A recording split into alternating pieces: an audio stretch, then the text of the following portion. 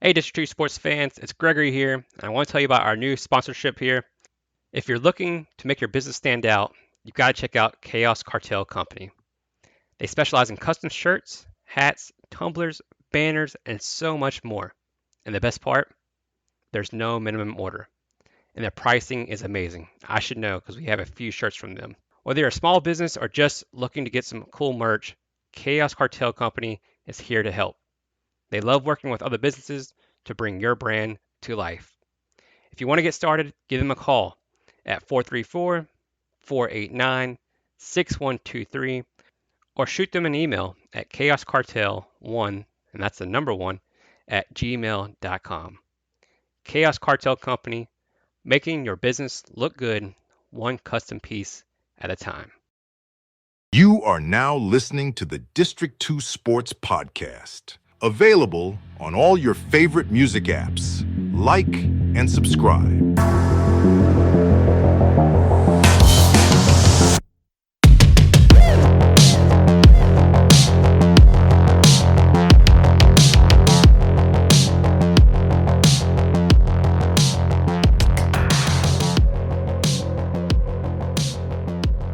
All right, it's Gregory with the District 2 Sports Podcast, and we have a special episode for you tonight. It's our ODAC Football Season Preview here. We have 4 coaches to present to you here tonight. We have Pedro Aruza there at Randolph-Macon, Vince Lavara at Hampden-Sydney, Scott Lim at Bridgewater, and Brad Davis at Guilford College. If you have not done so yet, go back and listen to our kickoff with the Commissioner, Brad Bankston there of the ODAC. Just an awesome interview, about an hour long. Got into different topics of last year as a whole. Talked about the Flow Sports contract and what to expect this year from the ODAC. So I urge you to go back and listen to that. But yeah, today we're going to talk about some football, talk about some rosters, some schedules from last year, how each team finished up, how the offseason kind of worked out, and then we'll talk about this year's schedules for each of these 4 teams. The ODAC kicks off tonight as Averett will be traveling to North Carolina Wesleyan.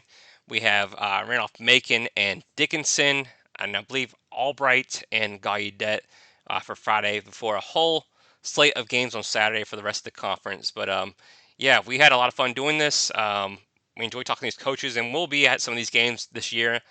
And we are hoping that maybe with Flow Sports needs some commentary that you'll hear us for some of these games. So we'll try to have some fun for that. We'll reach out to some of these SIDs and schools to see if us three, the True Sports Podcast, can call some games for you and have a little fun. If you have not yet, please like and subscribe. Follow us on Facebook and Twitter. Our IG game has to get better. We'll work on that. But yeah, follow us on social media, YouTube as well. We do a lot in the high school space as well. So follow us there. We'll be at a few high school games actually. On Friday, we'll be at the Chatham and Tunstall game. Big Greg will be there, and then Devin will be at the EC Glass and Patrick Henry game as well. So we're all over the map, high school and college football. So if you see us on the sidelines, hey, don't be afraid to come talk to us. Don't be afraid. Come say hey. We should have our guys in their shirts as well to kind of help identify them. So if you see a District 2 Sports podcast shirt, go say hey and just introduce yourself. We'd greatly appreciate that. We will again have our live show Sunday. I think we're trying to bump up the time because we're starting so late on Sundays at 9 o'clock, and I'm sure a lot of y'all are sleeping by the time. So we're trying to scoot up a little bit earlier. But yeah, a lot of things going on for the District 2 Sports Podcast, more content. Going to try and do some more video work and whatnot. So yeah, we're working on it, guys. So we appreciate you guys for listening. We're over 11,000 listens now and over 550,000 views on our social media. So we do appreciate it. But enough of me rambling on and on and on. We'll have Pedro Aruza, followed by Vince Lavara, Scott Lim, and then Brad Davis. So we'll have those marked up by chapters, so make it easier for you fans to kind of move on to the coach that you want to listen to. Hey, if you can, listen to all of them. I'm sure you have a big road trip coming up or on Saturday or so to go see your team play. So you got some time, or listen to it whenever you can. So again, we appreciate you guys and enjoy. All right, welcome back to the District 2 Sports Podcast. Have a very special guest lined up today, a man with nearly 30 years of coaching experience, including his current head coaching tenure since 2004 at Randolph-Macon College in Ashland, where he boasts a 147-71 record, along with 9 ODAC championships and 6 NCAA D3 appearances. Introducing Coach Pedro Aruza. Coach, how are you doing today? Doing well. Awesome, awesome. And Coach, I want to add too, just from last year, you guys are 2-0 with the District 2 Sports Pod in attendance. We did 2 Sights and Sounds videos, one at Washington and Lee and one at Hampden-Sydney. So I think we're your good luck charm. That's good to hear. I'll give you guys a list of games that you can come to this year. Good. Well, Coach, first thing I want to ask you though is, you guys are preseason ranked number 21, I think, in the country for D3. Do you embrace that in the locker room, or do you see that as rat poison? You try not to talk about it, or is that something you embrace with the players? I didn't know we were ranked 21. I knew we were ranked somewhere, but hasn't come up once in our staff meetings, hasn't come up once in a team meeting. I think that, we reported a camp on Monday. We open up on a Friday against Dickinson, and we've got a lot of work ahead of us. So, last year was last year, the year before last year was the year before last year. And, I can't say that we've spent a lot of time focusing on that. So, a lot of good teams coming back in our league. A lot of teams have done a great job. A lot of programs of recruiting some good players, and there are going to be a lot of tough games on our schedule. So I think we have enough to worry about with that. Coach, you have to correct me if I'm wrong. I think you started there. Is it 2004 there, Randolph-Macon?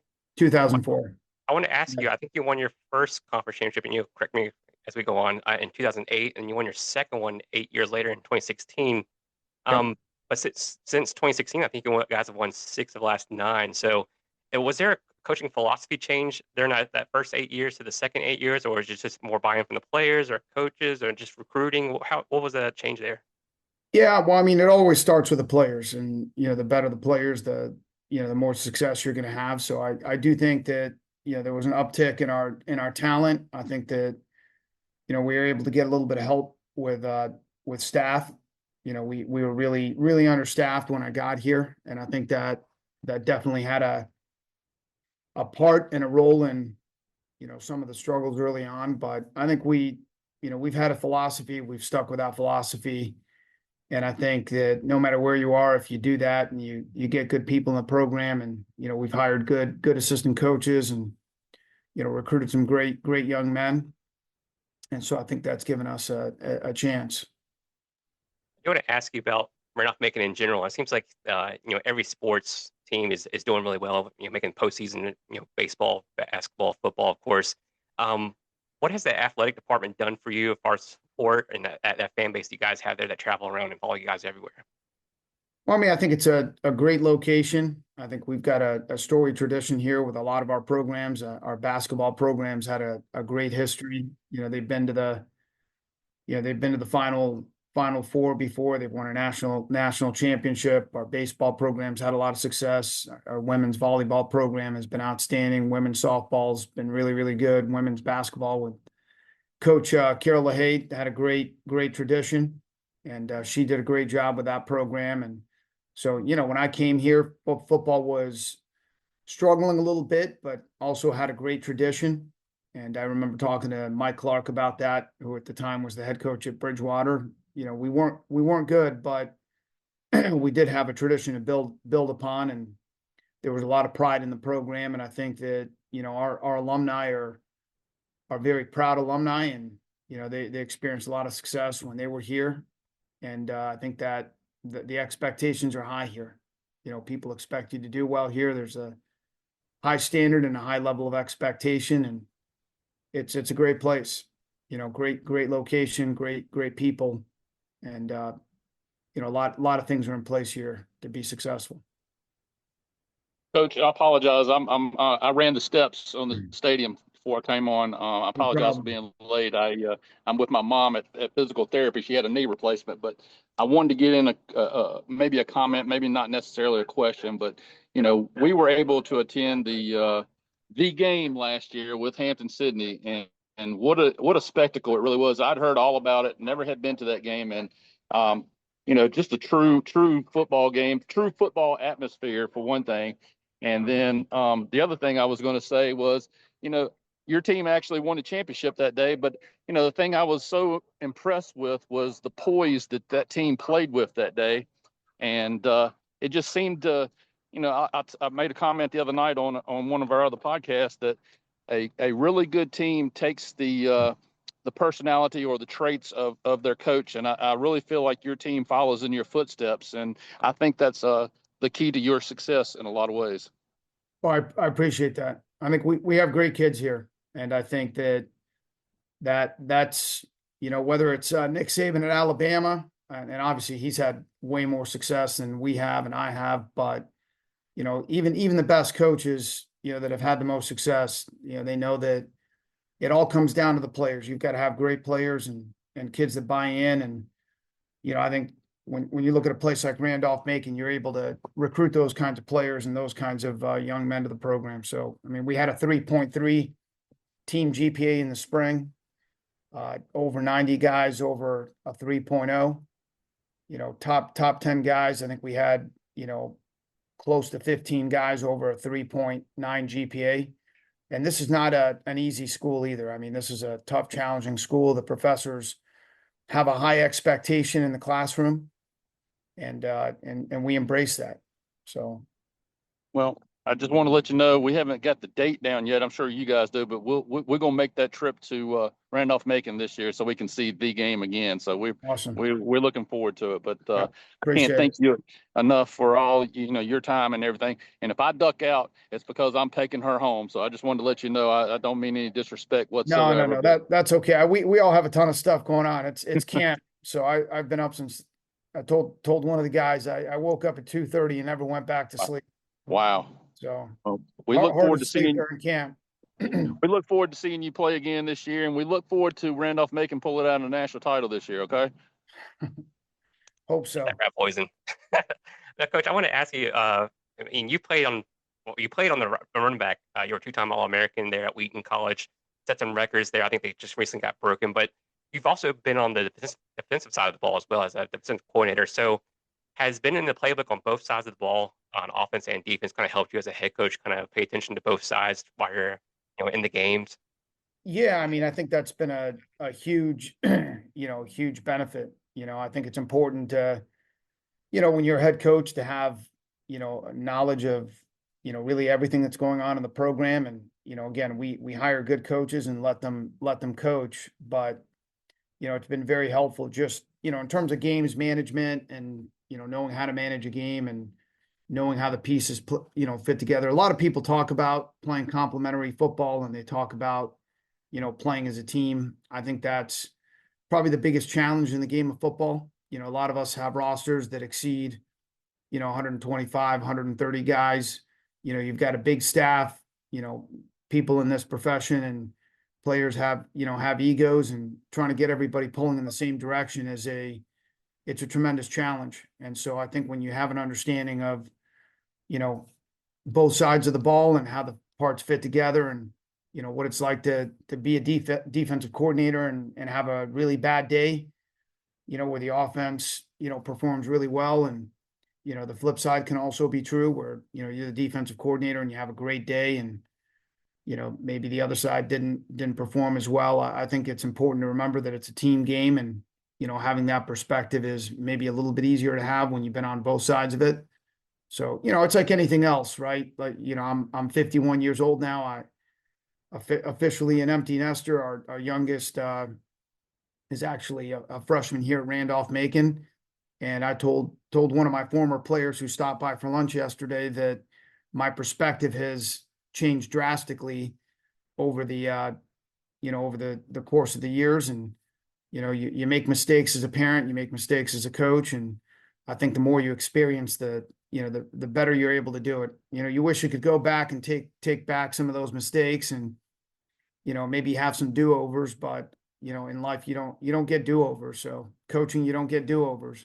And I've made a lot of mistakes over the years, and I've tried to learn from those mistakes. And hopefully I'm better now than I was last year, the year before, or, certainly 10 years ago, and certainly better than in 2004 when I got hired here. I don't know how I got hired. I think that things must have been in a pretty bad spot, because the 30-year-old version of me could not, come here now and get this job. That's for sure.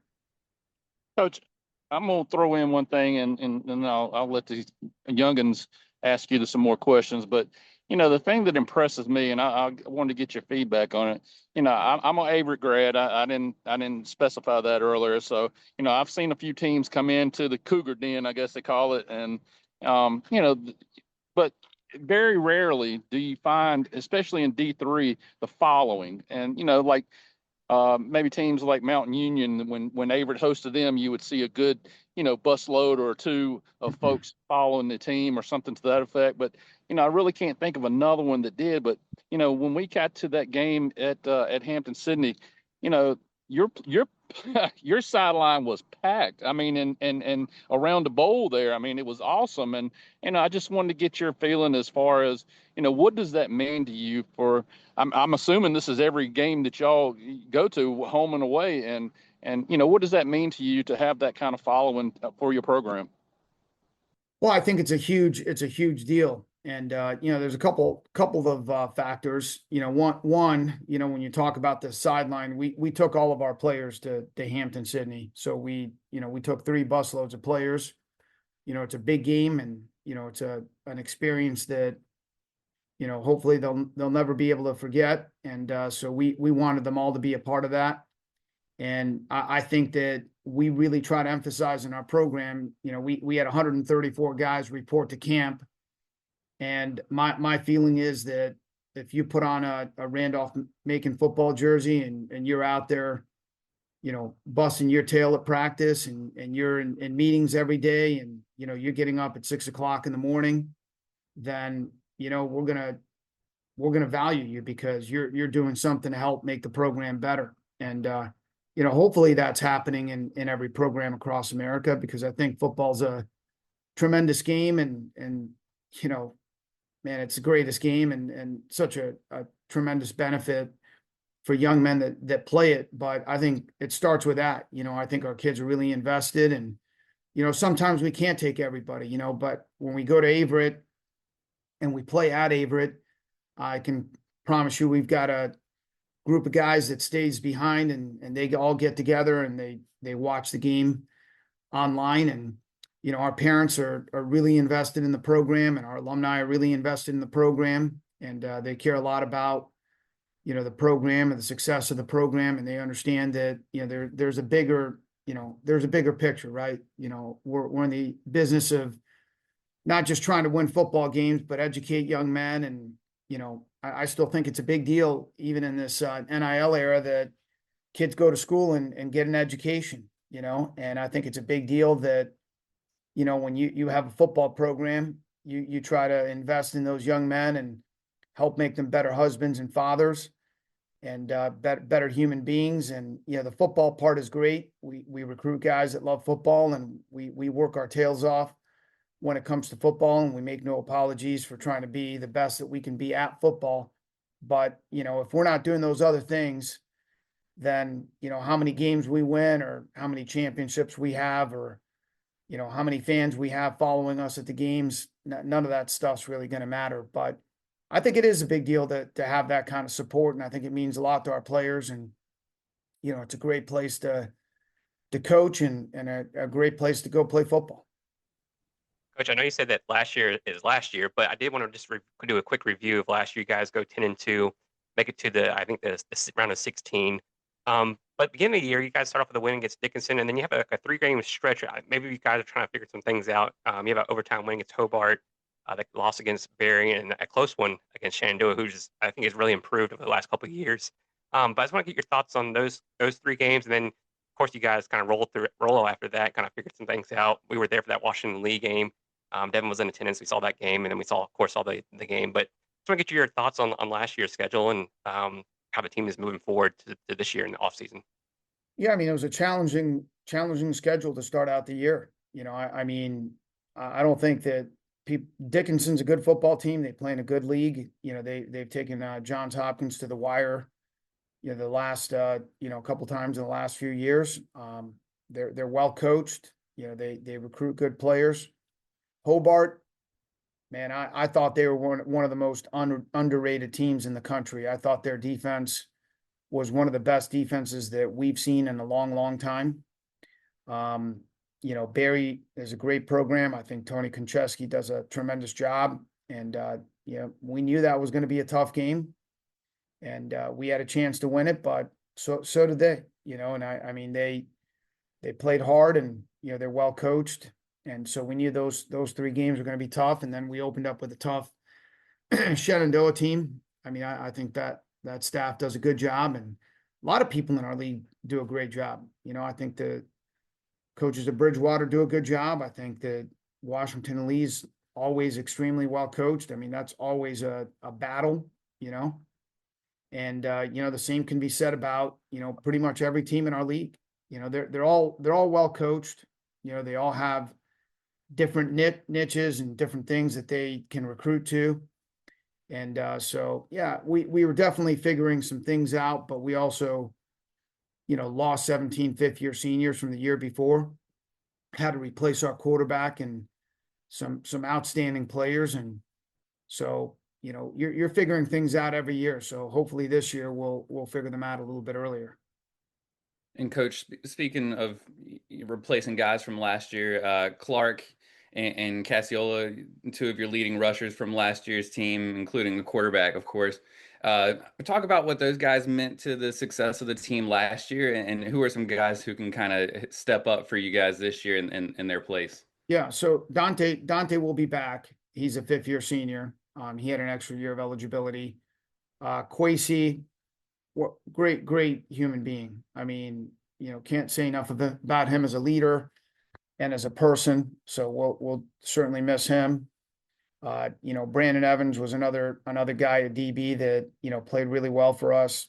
Tony Skinner, Colton Payne, we had probably our 2 most impactful players on defense were, Wade Grubbs and Owen Aruza on the defensive line. Those guys were, outstanding. And, it all starts up front, especially in our program.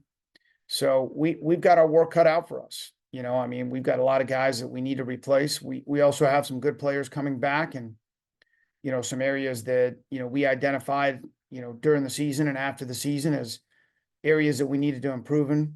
And we're certainly working to do that. But, we've got a lot of tough games ahead. And, I'm sure everybody in the league is going to be gunning for us. And, a lot of those teams are going to be, much improved. And so, we're moving forward with humble hearts.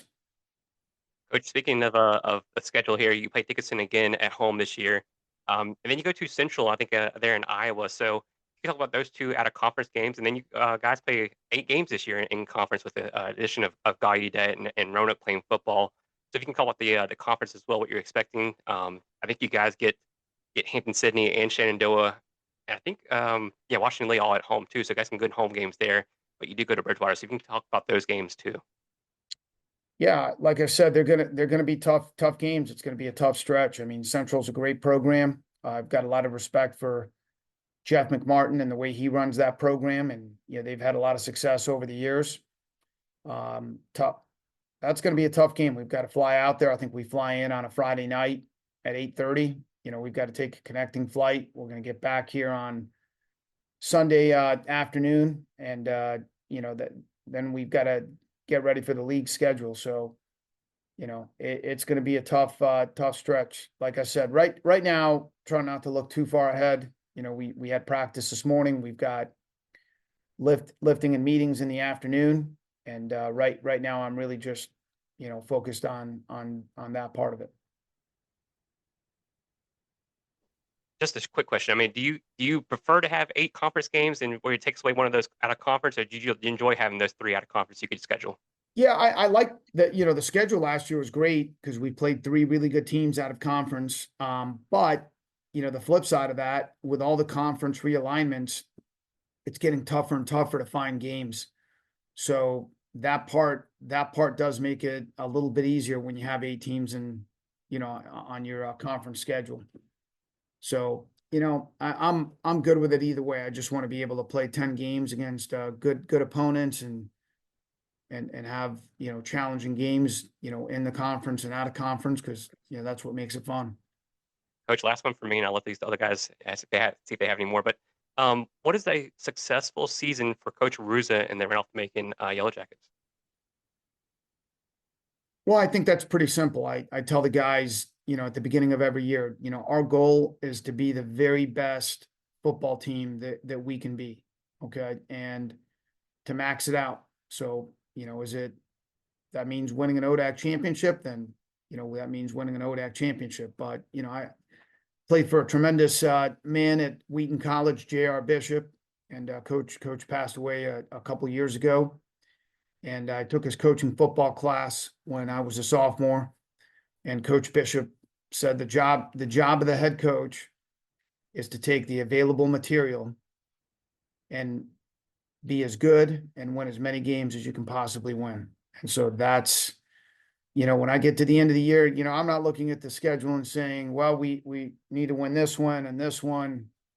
We need to go this far in the playoffs if we're fortunate enough to get to that spot. I'm looking at it and saying, when I get to the end of the year, did I feel like we did the absolute most that we could do with the young men that we have in the program? And if we've done that and, those guys have a tremendous experience, then I think we're going to be in good shape, but I say it every year, if you win games, and it's hard to do it, this way anyways, but if you win games and you don't have, kids that are bought in and they're not doing what they're supposed to be doing off the field and in the classroom, then it doesn't really matter. Right. I mean, again, we're in this for more than just winning the games, and we try to focus a little bit more on, hey, these are the things that we need to focus upon. And if we focus on those things, then winning is going to be a byproduct of doing those things. Coach, I just wanted to let you know that those 2 young guys above me, they do a really good job of recruitment and helping. We took on this podcast to I don't know if everybody has a mission statement as far as a podcast is concerned, but we wanted to help the South Side athletes be recognized. And what I'm getting at is, I don't know what your belt is as far as recruiting and how far out you go and this, that, and the other, but let me tell you something. We do recognize talent when we see it. So if we can be of any assistance, to someone that maybe you're looking at, or maybe we can send you a recruiting board and let you know what we've seen across the state. Our viewing area has grown, has actually increased. So if we can help you out in any way possible, please let us know. We'll be more than happy to help. Yeah, that'd be great. I mean, any names you can send our way, and like I said, we're always recruiting. We're always trying to get better. Well, Coach, we do appreciate it. I know you have a busy day ahead of you. Or Devin had a question. No, okay, good. Hey, Sure? we know you're busy. Are you sure? You are good at it now. But we know you're busy, getting ready for camp there. We do appreciate your time. I know you're looking for your 4th consecutive ODAC championship, and we wish you all the luck this year, Coach. Yeah, thank you very much. Appreciate what you guys do. Thank you, Coach, and we look forward to seeing you hopefully Coach. at one of these games and talking to you after on the field after. Yeah, coming up and find me. All right, See you soon, Coach. All right, take care, guys. Thank you. You bet. And that was Pedro Aruza there at Randolph-Macon. We do thank Coach for coming on. They opened the season on Friday night against Dickinson College. Next, we will have Vince Lavara at Hampden-Sydney College. All right, welcome to the District 2 Sports Podcast. And today we're joined once again by Coach Vince Lavara, head football coach of the Hampden-Sydney Tigers, now entering his 2nd season leading the program. Coach Lavara has continued to build on the proud tradition of Hampden-Sydney football. We're pleased to have him back again. Coach, how's it going today? It's good. Thanks for having me, guys. Well, Coach, we do appreciate it. I know you're a busy guy, like I was saying before. I did want to ask you a couple questions about yourself going to the 2nd season. How's your comfort level changed now that you've had a full year to establish your system and expectations for the players and coaches? And then also for you personally, what are some the biggest differences you're kind of pulling in from year 1 to year 2? I think the big thing is, I know the guys better. The guys know me better. They know how we want to operate, the speed we want to operate at, how we want things to be done. There's just higher level of comfort, I guess, which is probably to be expected. And, not running a million miles per hour, this year like we were last year. So just been, it's been a lot smoother so far.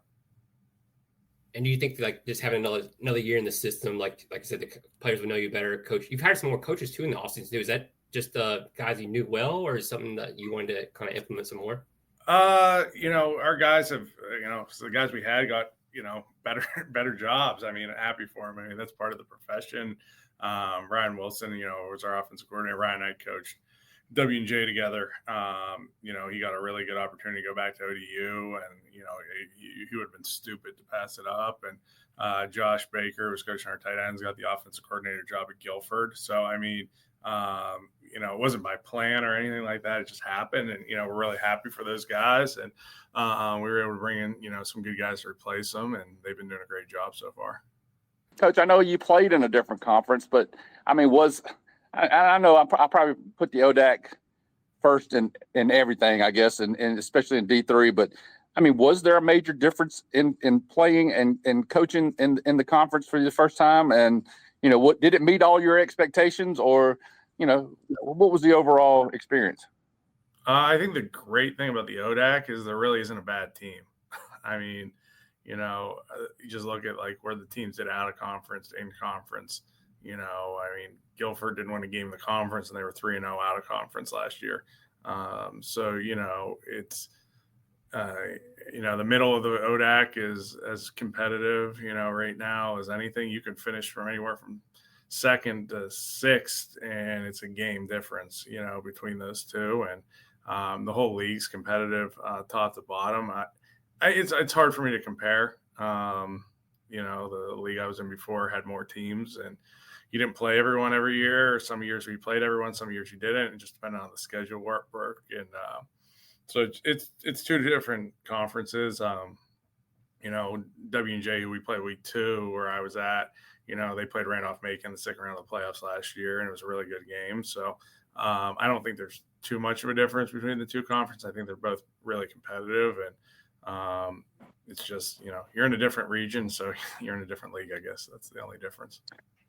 So saying what you just said, and I don't want to throw salt on the wound whatsoever when I ask you this, but I mean, do you at all feel slighted with I guess a preseason finish of 5? I mean, I know preseason rankings are, I know what they're like. I know that, things change during the season, but I mean, do you feel slighted whatsoever? No, I mean, I'll be honest, I don't care about it. I don't, it's only the coach's vote. You can't vote for your own team. I don't care, what any of the other coaches in the league think about us, and I don't think they should care what I think about them.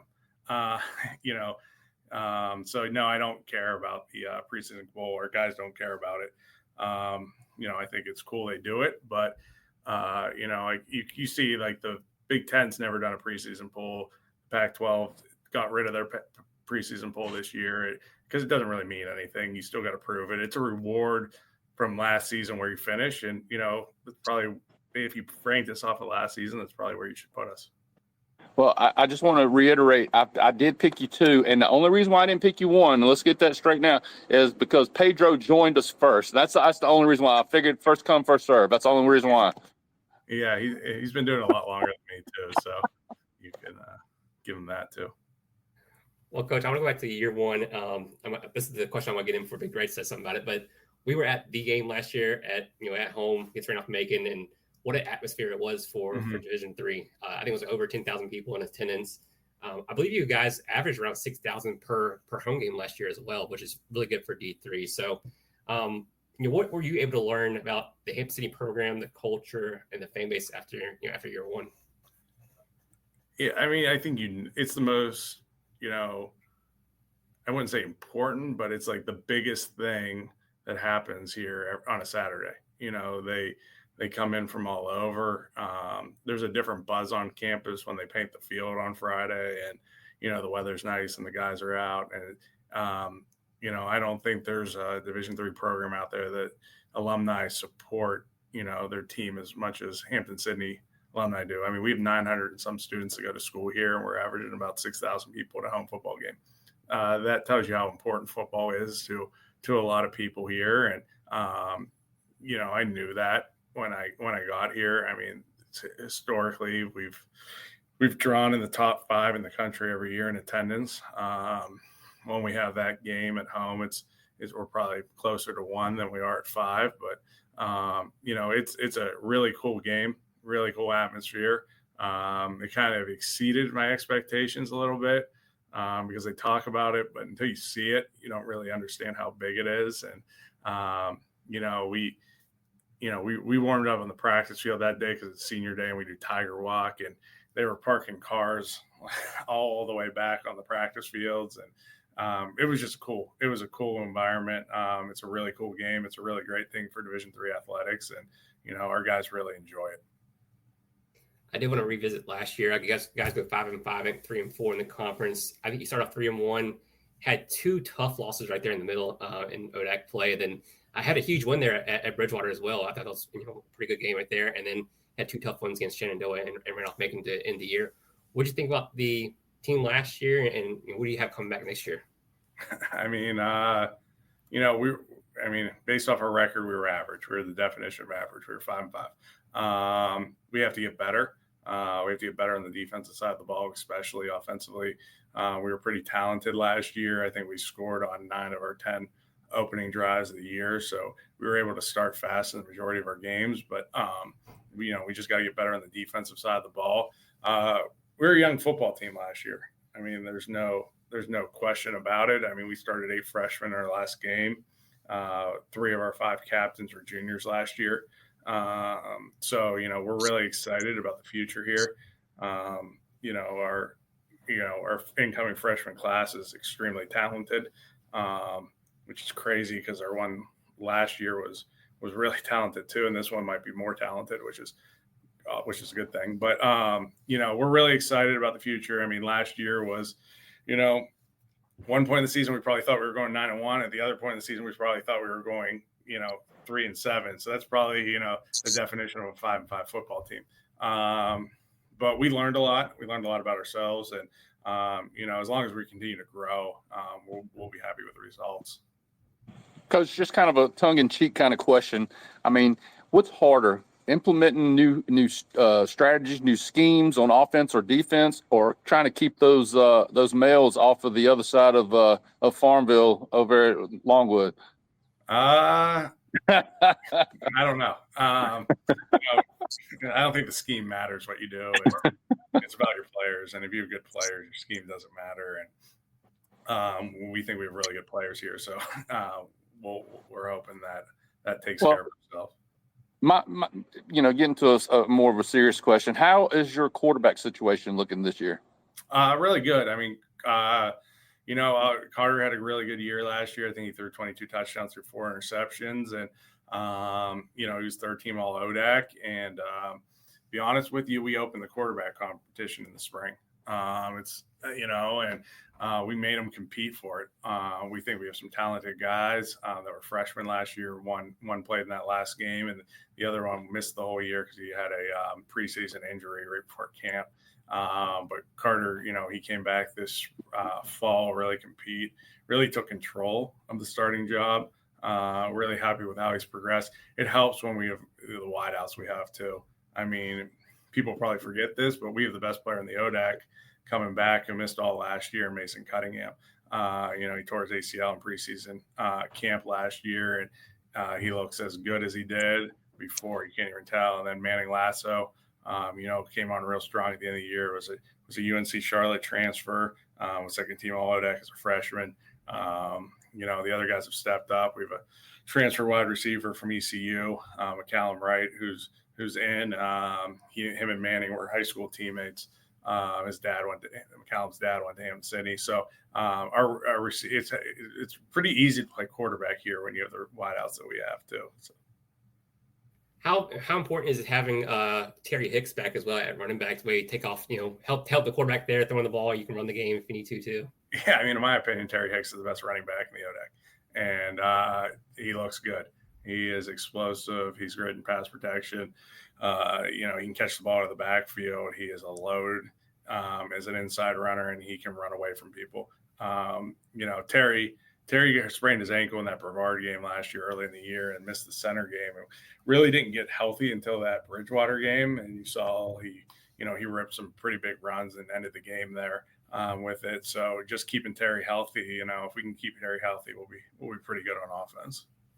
Coach, you always hear, like, in SEC play, the trenches. That's what's most important. That's where you win championships. How important is the trenches in the D3 level as well? I mean, you see teams like Randolph-Macon who have those big boys up front. How much have you paid attention to as far as like recruiting and kind of scouting that area as well? Yeah, I mean, we have 30 offensive linemen, in our program right now. We run 17 freshman offensive linemen. Big emphasis. Thomas Wilson and Cash DePinko were D3 freshman All-Americans last year on the offensive line for us. And, I think Thomas is as good of an offensive lineman as there is in Division III, and I don't think Cash is that far behind him. And, we get Will Stimmel back, who was a captain for us last year, who unfortunately against WNL last year tore his ACL for the third time. And he's back. And, we feel really good about our offensive line. Jacob Pressinger started that last game at right tackle for us as a freshman's back. And we brought a really good freshman class, as I talked about, with the especially on the offensive line side. And it's important. I mean, you need, those offensive linemen, it's a car crash sometimes inside there. So, you need them all by the end of the year. And, when we got here, we talked about we were going to build it through the offensive line, and we continue to do that. And, Max Beal, our offensive line coach, offensive coordinator, has done a great job developing those guys, and really excited what we have. We're really, and they're big too, which is always a good thing. Coach, I know Caleb probably runs around on campus every day and he talks about me and how we're best friends and stuff like that. I'm sure he does. And, in all seriousness, I just wanted to find out, what kind of relationship is it between you and, not just Caleb, but the other coaches on campus and, the camaraderie. Speaking of, me and my son, our youngest son, Devin, we went to the Hampden-Sydney, I'll never think of Pitt Bradford game there last year during basketball. And Gregor, you're going to have to help me here. Duluth, is that the coach that's down at Guilford? Yeah, went to Guilford. Yeah. And he said the first thing that before the start of the second game that Caleb walked over to him and basically, Caleb has got to get ready for a game himself and just walks up to him and says, "Hey coach, congratulations on I'm assuming it was his first NCAA win." And, just trying to find out, how that works between you guys. Yeah. I mean, Caleb and I are really close. I mean, we're neighbors. I bounce a lot of ideas off Caleb. He actually talked to the team. So we were, practice, 4 and 5 were a little sluggish, and I asked Caleb to come out and watch practice and be like, "What do you think's wrong?" I think, and he gave us some really good feedback on some of the stuff. And, I'm always, bouncing ideas off Caleb, and, he's into a national final. I mean, he's a pretty good guy to bounce some coaching ideas off of. But I think the whole athletic department here is pretty close as well. Like Mike Mulvey, our baseball coach, Mike and I are actually both from Pittsburgh. So, and then, all the other coaches, Jay Ross and the lacrosse coach and stuff, we're all friends.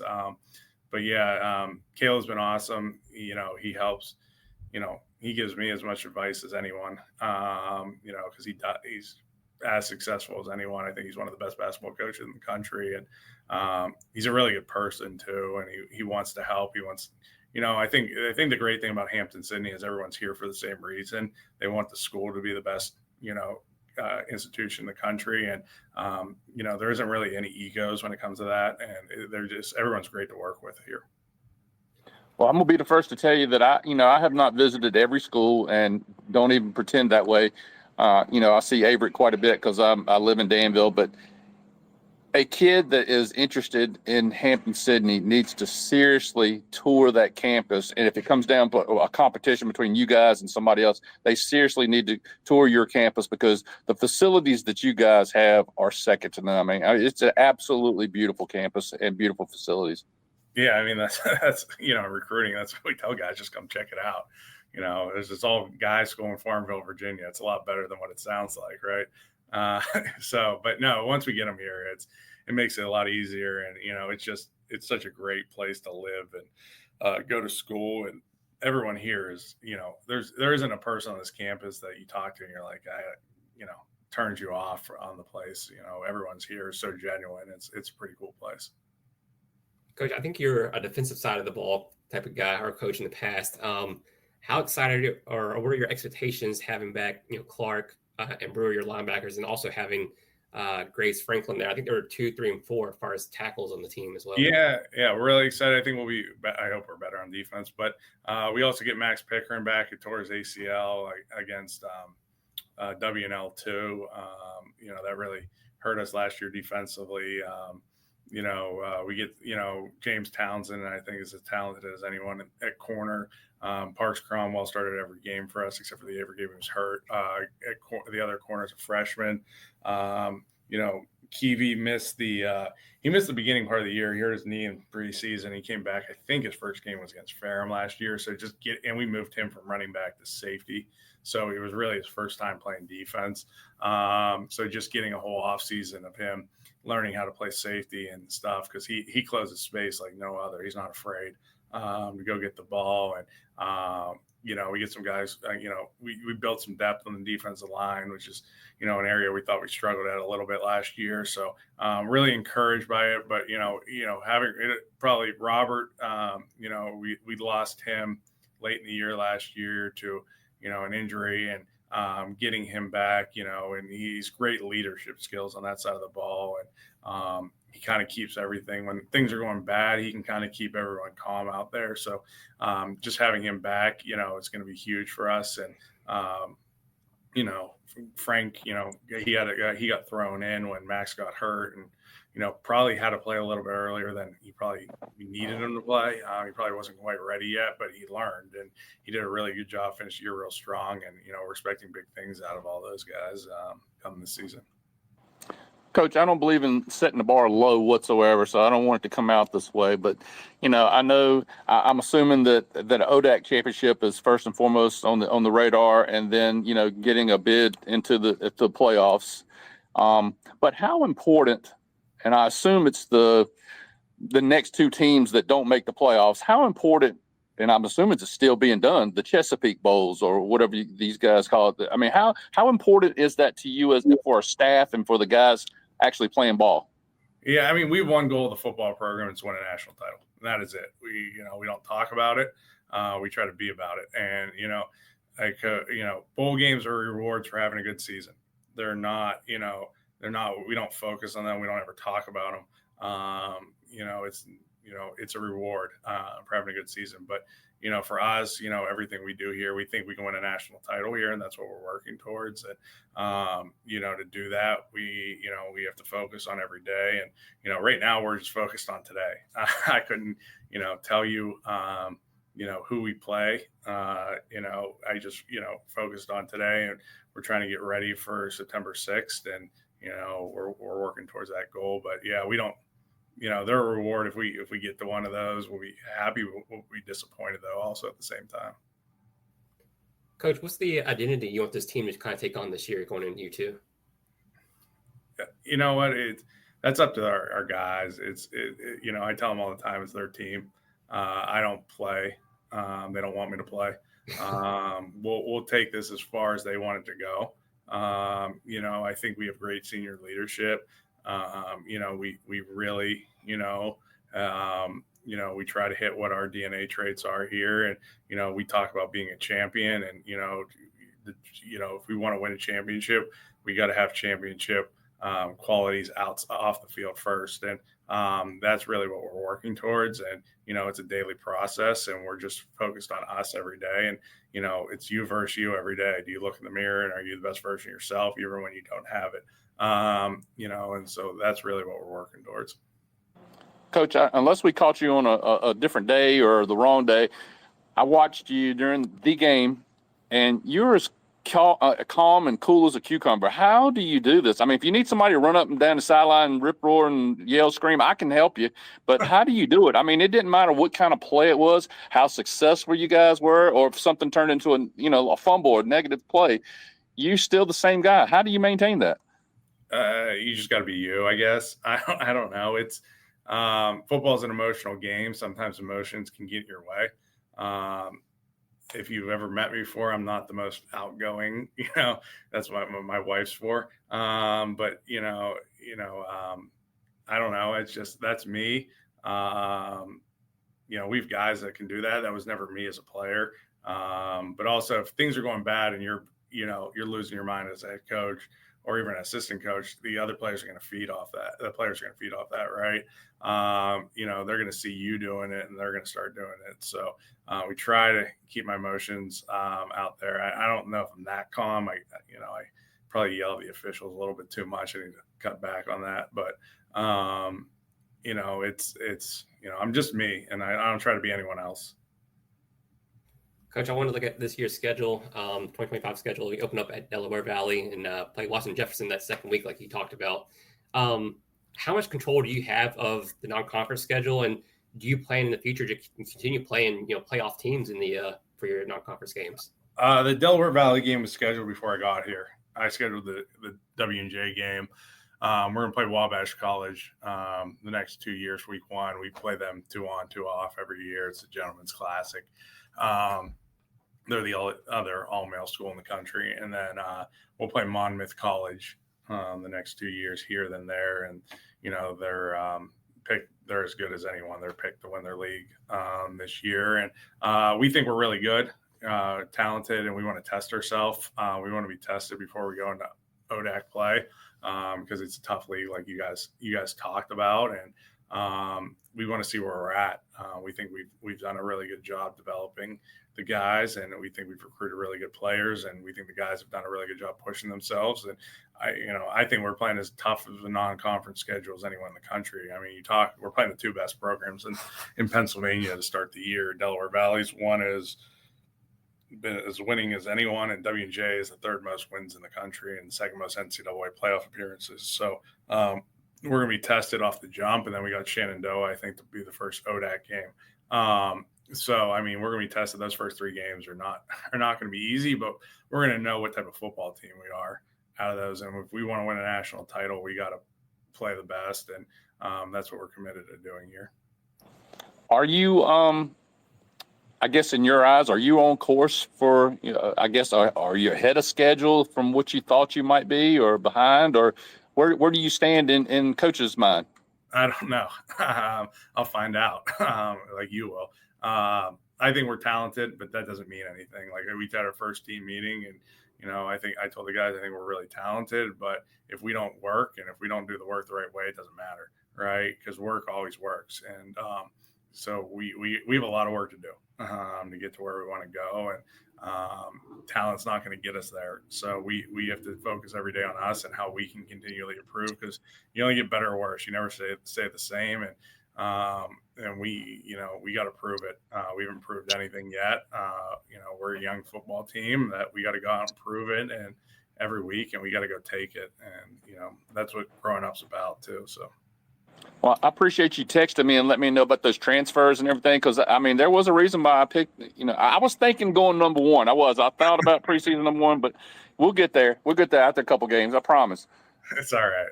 We'll post it in the locker room. Coach, last one for me. What is a successful year for Coach LeVar and the Hampden-Sydney Tigers? Or what do you do to be successful this year? I think as long as we're getting better, we're growing, I think it's success. You're probably going to ask me that question in 40 years, and I'll probably tell you if we had a successful year with what our guys are doing. I don't know. And like I said, as long as we're competing, we're going out, we're playing our best, and we're playing hard. I don't care about the results. If we're doing everything the right way, the results are going to take care of themselves. If we're not, we're going to see results we're not happy with. And we're not a results-based program here. We're process-oriented, and we're going to stick to our process. And I like to answer your question, probably everyone wants to go A to Z. Everyone wants to know about A, and they're obsessed with Z, but everyone forgets B through Y. We're focused on B through Y here. So, Z is going to take care of itself if we focus on B through Y. And like we talked when we were 26 days out, I don't know what we're like letter L right now, right? We're 13 days from our first game. So we're just focused on that process to September 6th. And then after September 6th, we're going to restart the whole thing back over again for the next week. So that's what success looks like for us. I'm probably not the answer you're looking for, but that's who we are. Well, Coach, I just want to tell you, and I mean this from the bottom of my heart, we can't thank Hampden-Sydney enough. Your program, as well as Caleb's program, they've kind of brought us along. I wouldn't say necessarily we've been adopted by Hampden-Sydney, but they've helped us out in so many instances as far as attending games and being so cordial. And what a fantastic university. And I thank you guys so much for everything that y'all do for us. No problem. I know, it goes back to the people here. So. Well, you heard it here from Coach Vince Lavara, the head coach of the Hampden-Sydney Tigers, going to his second season.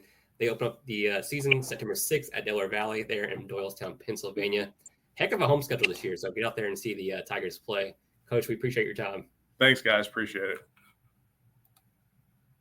Thank you again to Coach Lavara for coming on and hanging out with us and talking some football. Just a quick little story. The Bishops, who are on the team, they're from Jacksonville, Florida, and just a couple months ago, I was getting some gas, just at some random gas station on the west side of Jacksonville, and their dad was at the gas station, and he had his Hampden-Sydney Tigers shirt on, and I kind of walked up to him and just asked him about the Tigers, and he is fully supporting Coach Lavara. So Coach Lavara has made an impact there, and he has the community support behind him. So our next interview coming up is Scott Lim at Bridgewater College. All right, so District 2 Sports Podcast, and we're excited to have Coach Scott Lim, the head football coach of the Bridgewater College Eagles, back on the podcast. We're doing our ODAC season preview here. Coach enters his fifth season at the helm. Coach Lim, you've guided the Eagles through several bowl appearances and several strong showings in the always competitive ODAC. So, Coach, welcome to the show again. How's it going today? Yeah, doing well. Thanks for having me. Always excited to talk anything about college football and especially about Bridgewater Eagles. Thank you, Coach. We do appreciate it. We enjoyed our conversation last year as well, but I did want to kind of talk about the program and talk about yourself before we get into kind of the last year. But as you look into your fifth season, how would you describe the growth from the program? When you took over, I think 2020 or 2021 until now. Yeah, I would say most people would reflect and go, man, it's been a big change in our world since 2021. It was post-COVID. And so there was a lot of things still to learn from that year. And then I think just, the different ways in managing the program, obviously for our program coming off of 2019 was a big year in the championship. 2020 was kind of what it was. Great for the ODAC that we put together a schedule and were able to play that spring. For us, we ended up playing Shenandoah 3 times. And so, obviously not what our players envisioned and really turned around in 21, my first year leading the program with a lot of promise from the group of fifth year guys that we had returning and didn't get the results that we had expected, and played some really tight games. And ultimately that year, while the results didn't end the way that I would have liked, really helped it. It was a great year of teaching for me and learning, and spent a lot of time in that off season, just in preparing for the next years. And I know that 2022 has been my best season as a head coach from a record standpoint, but have really just been pleased with the way that our program's performed since then. I want to ask, I'm just curious, I want to ask you personally, as a head coach, your fifth season there, how do you approach the offseason after each year? Are you learning different things and implementing new systems and stuff like that? How do you attack the next season? Yeah. The offseason, I think, as a college football coach, especially at our level, is sometimes it becomes such a sprint. And so with recruiting as well, and for us, our recruiting base and our class is not really set until February, March, April. I mean, that's the bulk of our commits. So you really feel like you're hitting the ground sprinting while you're kind of dealing with, okay, let me take, a couple hours, an hour each day as I'm out on the road, as I'm with our team here and try to reflect. What one positive is that it gives you is it does give you that kind of breath that you have to take, before, where things are just so raw and you're reviewing things with, hey, for us, not in the way that we would like to finish. Obviously, we want to finish number one in the league. And so, as you do a program review, you look at that. And then you move into the excitement of the off season. And so, for me, that off season challenge, it really moves pretty quickly. December becomes about recruiting our own roster, right? Getting those guys excited for what's to come in January, preparing them for what's to come in January and the hard work that our strength and conditioning department's about to put together. Reviewing and going, okay, as we get, and then taking January and February, both in recruiting and then in preparation for our spring practice, and what we want to implement from a fundamental standpoint, from a scheme standpoint, but also, what are adjustments that we're making inside of our program, starting to identify our leaders. I think as you graduate fourth-year players, for us, the last few years, it's been fifth year as well across the board in Division III. Now you're starting to wonder, okay, are those second, third-year guys that we had these expectations of what they would be, are they really that? And so I think, that's what I spend kind of January, February, and March, interacting with our players in that way. I'll start to meet with our group of rising seniors then just to try to put a pinpoint on, all right, what's important to them, what's important to me, and what do I need to get across to the team? What adjustments are we going to make? What are we going to carry forward? What are things that, you knew you did that were positive, but you maybe didn't get results from them? And so, how can we better develop those? And that's what I really spend that time on. But I think that the evaluation never really stops. I mean, I try to take a little bit of time each evening and even think like, okay, man, what did we do today well? What did we not do today well? And as we go into the next day, obviously there's already a plan for that day, but what do we need to work and implement on and take some time just to better communicate or, try to better evaluate and into that day. Coach, does that become easier as the seasons go on, or is it kind of the same thing each year, kind of, a difficult process? Yeah, I think one big thing that I've learned is, sometimes reinventing the wheel is a good thing, and so, I think you always try to look and go, oh, how can we be different? How can we do this different? We want this to feel different so that the players don't go, okay, this is the same over and over. But, solid foundations and solid fundamentals, they are that way. And so, but I do think, sometimes if we know it's a solid foundation, solid fundamental, we may need to look in our presentation. And so I think over the course of these first 5 years, or really 4 seasons, this being my 5th, that's something that I've gotten better at.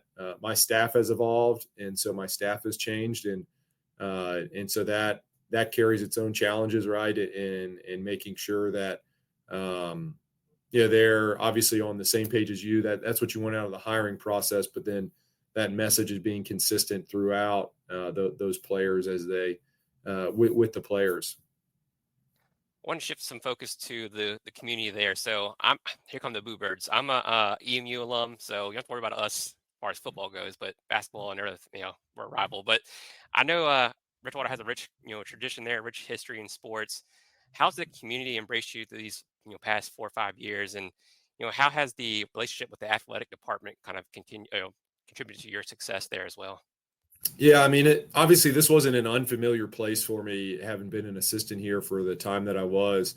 And so, and then just as I aged and my family aged, we got a little bit closer to Bridgewater each year. I mean, we live in the community now. And so I would say from a community involvement between our team and then just myself, like I'm a Bridgewater community member. You can, if you were involved in our swim team, I was the starter in summer swim for our home swim meets. My wife is our swim team president right now. And so, just in the church that we've been going to for a long time. It was a church my wife and I were married in, and we've both served in leadership roles there. And so for us, our community involvement has just continued to grow as we've, had roots that are here. And then I think the connection between the community and Bridgewater has always been so strong. If you've driven through our campus, which Greg, obviously being from EMU, probably have, we're really a community, a community school as you look at us. I mean, as you get off the interstate and you drive into the town of Bridgewater, the college meets you, and then you really drive into kind of a bucolic town. I mean, it's one that a lot of things are closed on Sunday still. Things don't stay late. I tease, we have the earliest closing McDonald's in America. I think on weekdays it closes at 10. On weekends it closes at 11. Not often you can find that. And so, but the connection has been there. I mean, obviously, Mike Clark lives right here. He lives closer than what I do. And just the success that he built inside of our organization throughout our athletics. Kirk Kendall, our athletic director, who was also our longtime baseball coach. It's really hard to find people that in the community that don't have connections to, especially those two men. I bet Big Rig had a question, but I'll keep going. So I want to kind of dive into last year. So last year you guys go 6-4, 4-3 in the ODAC, and I think there was like a tiebreaker. You guys just missed out on another bowl game appearance. But you guys led off with Susquehanna. I think was better than what we thought they were. I mean, they were national semifinals last year, lost to North Central in the semifinals, but you guys rattled off 5 straight wins after that. We kind of talked about, well, it was a thrilling, I got to mention this, that thrilling victory you had over Shenandoah, 1-point win there. I think was a blocked field goal made at the very end, was pretty cool. But we talked about last year, that difficult ending to the season where you had like Randolph-Macon and Hampden-Sydney and Washington Lee. The ODAC is just unforgiving. So if you get your thoughts on last year and what you guys were able to learn after the season. Yeah, I mean, you mentioned it. Just it's a difficult schedule when you play in the ODAC. A lot of familiar faces. There's been a lot of consistency from head coaches. Obviously, coach at Hampden-Sydney was new in his first year. But outside of that, I mean, a lot of familiar faces. An exciting night game win here against Shenandoah. You're right. I mean, it was a long field goal. I don't know that it was a one that. I think his kicker might have had the leg. We did block it. We had gone for 2 about 30 seconds prior to that. It was a great comeback. Had some calls go our way, and that's the way that the game goes. And then like you mentioned, a difficult start against a really good team in Susquehanna. One that I thought play to play we competed well against, but obviously. As we put together series and drives and completed and scored touchdowns, the score was what it was, and that's a great program. Then as we got late in the year, again, just a poor result by us in the Macon game. I mean, really didn't do ourselves any favors. 2 pick sixes on offense, and our offense, for a team that really needs to play all 3 phases offensively, we did not contribute to the success of our group. And that's been a great team in our league right now. I mean, I would say, one that people are judging themselves off of. 2 tough results against W&L and Hampden-Sydney, and ones that I think, hey, I thought we were pretty even, and on that day they were better than us, both teams, and so I think we're always looking for those margins, and really that's to go back to the offseason talk. I mean, that's what we're looking for, right? Knowing that the margin isn't much between first, second, third, fourth, fifth, sixth. Where can we improve, whether that's in game in the offseason as we prepare for the season, and just studying how we got to those points. Coach, is it hard to go to the closet on Saturday and pull out the purple jersey versus that burgundy jersey and go to a game? I mean, do you ever get mixed up at all? But no, I've been away long enough. Seriously, been away long on a enough. serious note, how hard or how easy do you make it for your kids? And I'm sitting here looking at your schedule right now. How do you not look forward to September 20th? I mean, I know you got 2 toughies ahead of time. I mean, how do you get it into your kids' head not to look that far ahead? Yeah, well, I mean, Stevenson, while we haven't competed against them in a game since 2019, we had a joint practice against them last year. Maryland is a big recruiting base for us, so we've got a lot of players, and they dip into Virginia as well. So we've got a lot of players that have some familiar teammates and faces that are on that roster. I think it's a night opener here on campus, so our guys are excited for that atmosphere, and I know that they've done the right things, and I know it's coach speak to say, hey, we're taking it 1 week at a time, but we are looking at the openers. Like it's a tough opening schedule. Stevenson's been a really good program in their league consistently, week in and week, year in and year out. I mean, Coach Hoddle's run a great program. Obviously Susquehanna speaks for itself and what, they've accomplished at our level, especially in the recent time, returning a lot of really good players between their quarterback, running back, and some significant players on defense as well. And then Randolph-Macon to kick off our ODAC schedule. Hey, I don't choose it.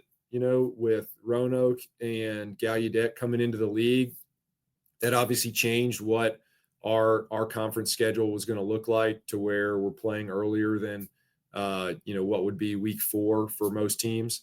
And so, you got to play somebody. That's what the league drew for us, and they drew us as well. I'm sure that's one that they've been looking at it as, hey, this is we want to get off to a great start. I think at the same time, who knows how the season's going to play out. Our whole season doesn't end on that game. Coach, talking about some key returners for next year. You return a lot of rushing yards. I think you returned 1,300 rushing yards from your top 4 rushers with Brendan Robinson, Jasir Bateman, I think Wyatt, and Braden as well. Is your focus going to be on the running game this year? Or, I mean, I know you lost a few starters as far as wide receiver goes. So what's the plan for attacking the season? Yeah, I mean, obviously that's a great crop right there. Brendan Robinson's explosiveness. As a kick returner, people had already known about, and then his success he had this past season as a rusher. Jasir's ability as our quarterback to threaten you with both his feet and his arm, and led our league in passing last year as well. Is always a dynamic thing that we have, and then just the growth from Wyatt and Braden, and so they'll definitely be guys that we lean on. Offensively, we really, our goal is to really be balanced. And so I know that we lost, a good amount of our pass catchers, 4 out of our top 5 leading receivers from a season ago, all graduated. But, I think that, we're going to always continue to be a balanced offense in our approach. It doesn't mean that game to game we're going to be balanced, but again, we'll rely on those guys to be explosive. We will get them involved in a lot of different ways. I think, the involvement that, those players have had will be in a little bit more 2-back than what we've been historically. And that's okay. And, again, we want to get our best 11 players on the field for the situation that we're in. Coach, I want to talk about Jasir Bateman a little bit more. We talked last year about him before the season started, that he played in, I think, 8 games as a freshman. And I think he maybe threw like 6 interceptions. I don't know if he had any touchdown passes his freshman year or not. But what a jump he made from his freshman to sophomore year as a junior now going this year. But single season pass completion record, has some unbelievable games. Randolph-Macon, I think he completed 32 passing completions, 18 passing touchdowns, 9 rushing. What have you seen from his maturity from last year to this year? Yeah, and last year had a great room. I mean, had a 5th-year senior in Jalen Wood. third-year player in Sam Dragovich, and just a group that really pushed him. I mean, and Jaycir is an incredibly competitive player and very confident, plays with a lot of charisma, and did a year ago. And, I think a good part of that was just how competitive the men behind him were, and supportive as well. I think, anytime you get at that position, it can be a tough room. There's one ball that's typically the position that people play one guy at. There's not a rotation oftentimes. And so while I'm sure, all three of those men wanted to be the guy, those other two, were very supportive, and that helped as well. But just his communication has continued to develop and improve. I think as you're kind of wondering about what am I going to be, you stay kind of in your little circle. His circle has really grown to the entire team, and not that it wasn't, but I think just the volume of his voice has grown.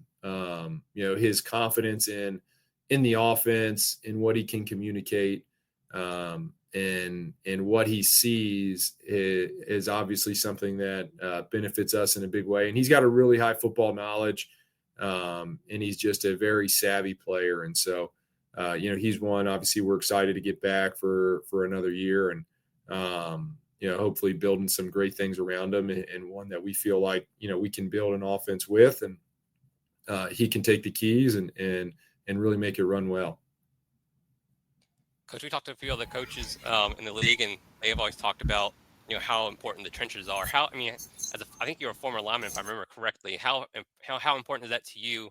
And also kind of building up that roster, make sure you get the trenches in the big uglies up front. And so you've got to be able to protect the passer, move the ball on the ground. And so that's something that we'll continually work at all the time. Big guys are hard to find. Big, fast guys are really hard to find. I think at every level, as we've been involved and studied the transfer portal, one, linemen kind of have that development mentality to where they're not as quick to pull the trigger on getting out of programs. And two, once they finally do, people need them. And so, it's really one that you've got to look at and go, how am I doing this from the time they get in my program? Because of all the positions in your program, those are the ones that probably need the most physical development as well. I think as high school players, you just get used to being bigger than everybody. And then as you get to college and there's people that, across the board that are bigger, faster, stronger, not just one every couple weeks. You really got to have a great plan for that. And so we've got a great strength and conditioning coach in Logan Papin that he came on board last October. So it was a little bit of a late start, and have really seen a change in our guys since then.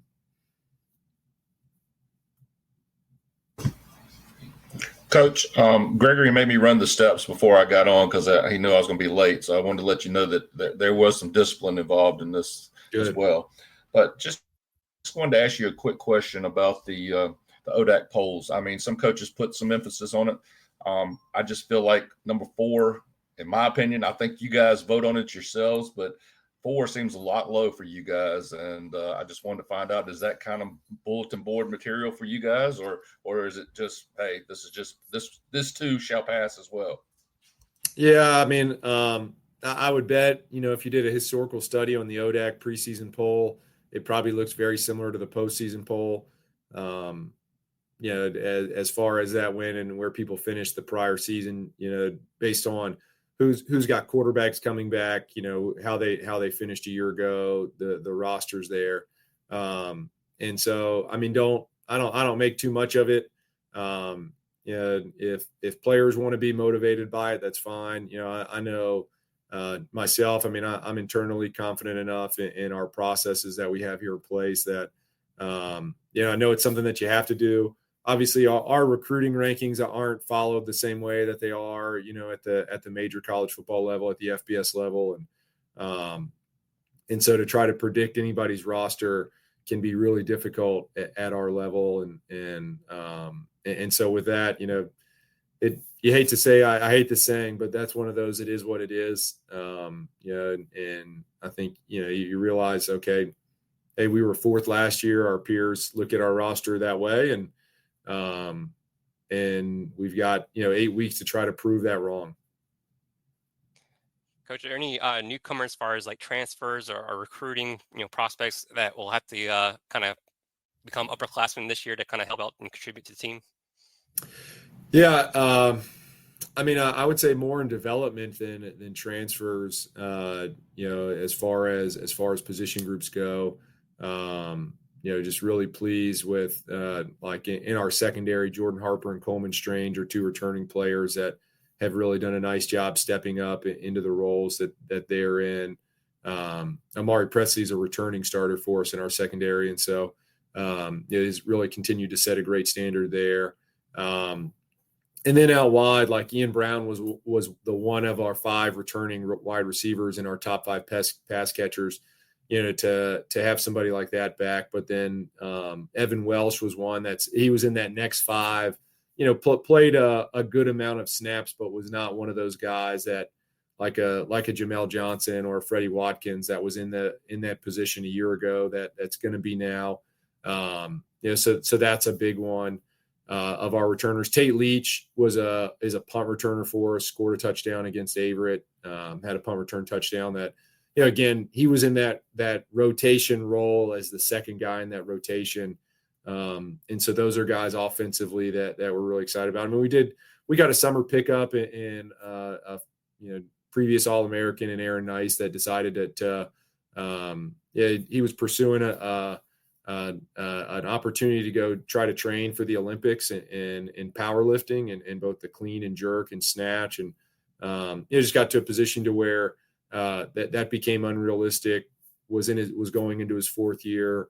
I know I mentioned him earlier. I mean, Sam Dragovich lived with him this summer with Aaron Nice's family while he did an internship in Charlottesville. And I'm sure that recruiting didn't hurt as that was going along. But so, I mean, that was a big offseason pickup for us in just the, quality of player that he is. And appears to be again, through two weeks of practice that we've had. And then we brought in a couple other transfers that are fitting into the mix. The difficult thing for us in our transfer world is it's not like we get June and July to begin to bring them into the fold. Our new year transfers, they're starting August 13th, just like everybody else. And so, I'm sure we had returners that connected with those guys to help bring into the fold, but the transfers, I mean, and so they're right about where we thought they would be. I mean, it's hard to learn, everything new right away to say they're going to be ready to be the full-fledged starter on September 6th. Coach, what are the goals going into the season, or is it winning the ODAC, or how do you approach goals for the season? Yeah, I think when you sit in my seat, because of what Coach Clark did, winning the league is always an expectation, and it should be the way that we're supported here, and the support that from our donors to the college, and the way that there's the facilities that we have, and the expectation of our players. I think that if that's not a goal of yours, you'd be lying, right? As a competitor, and are we focused on the right things? I believe so. On improving each day, winning each play, winning each drill, winning each quarter, winning each series. Those things, absolutely. Are we working really hard on not letting things outside snap to whistle interfere with us? For sure. I think other goals are, I want to obviously continue to see our team develop. Again, as a full team in 2025, we've been together, I guess technically less than 2 weeks. By the time this airs, it'll be 2 weeks. We get about 4 to build in for our first game. I want our guys to have good transitions through the fall. I mean, if they're first year guys, to lay a solid foundation in the fall, both on the field and in the classroom as we begin the class year. And then, my other goal for our team is just, whatever is our best, I want to see it consistently and not worry about, what the scoreboard is. If, we had a big win last year against Southern Virginia where, we scored a lot of points and was exciting and all of those things. But, I hope that the expectation of our players is that they're going to perform at their top level in a moment like that, or in a moment like the end of the Randolph-Macon game where, the game was really decided and the result was in hand. But, that play and that moment mattered just as much. Coach, I was going to kind of allude to that, what you just mentioned about Southern Virginia a minute ago and last year's schedule. What is the mindset for you guys after? I mean, you go to Susquehanna, and I know they were number 7. You lose it, kind of handily, 41-7. But what is the mindset for you guys to come back that next week against Southern Virginia? I've always heard that your most improvements are made between week 1 and week 2 in football. So I'm just kind of curious about that, and not necessarily not throwing any kind of drabs out to Southern Virginia, but it doesn't seem like you have that breakdown in the schedule this year before you hit the ODAC. So just kind of curious about, the other thing is, what do you see most of the time lagging? Is it your offense, your defense early in the season, or is it, do you want them both I know you want them both going full speed ahead at one time, but what generally lags at the first of the season? Yeah, I think, again, at this level, you've got to try to accomplish things really quickly. And so, at the higher levels where guys are around all summer, or even at the high school level to where, at least here in the state of Virginia, you're really allowed to do a lot, through the summertime, not a lot of rules outside of not putting pads on. So it is, I think all 3 phases, we really try in those early weeks. We don't have everything in. We haven't installed everything. Quite honestly, we're probably not in the kind of shape that we need to be in by the time we hit those first couple games, because it takes that time. And I agree on the growth between your first and second game. I think, we had a joint practice this year. We've had a joint practice the past years, but for us a year ago in that first game against Susquehanna, there was a new defensive coordinator calling, a new linebackers coach, a new cornerbacks coach on our defensive staff. That we're all doing it with us for the first time. Offensively, new running backs coach, new wide receivers coach, new offensive line coach.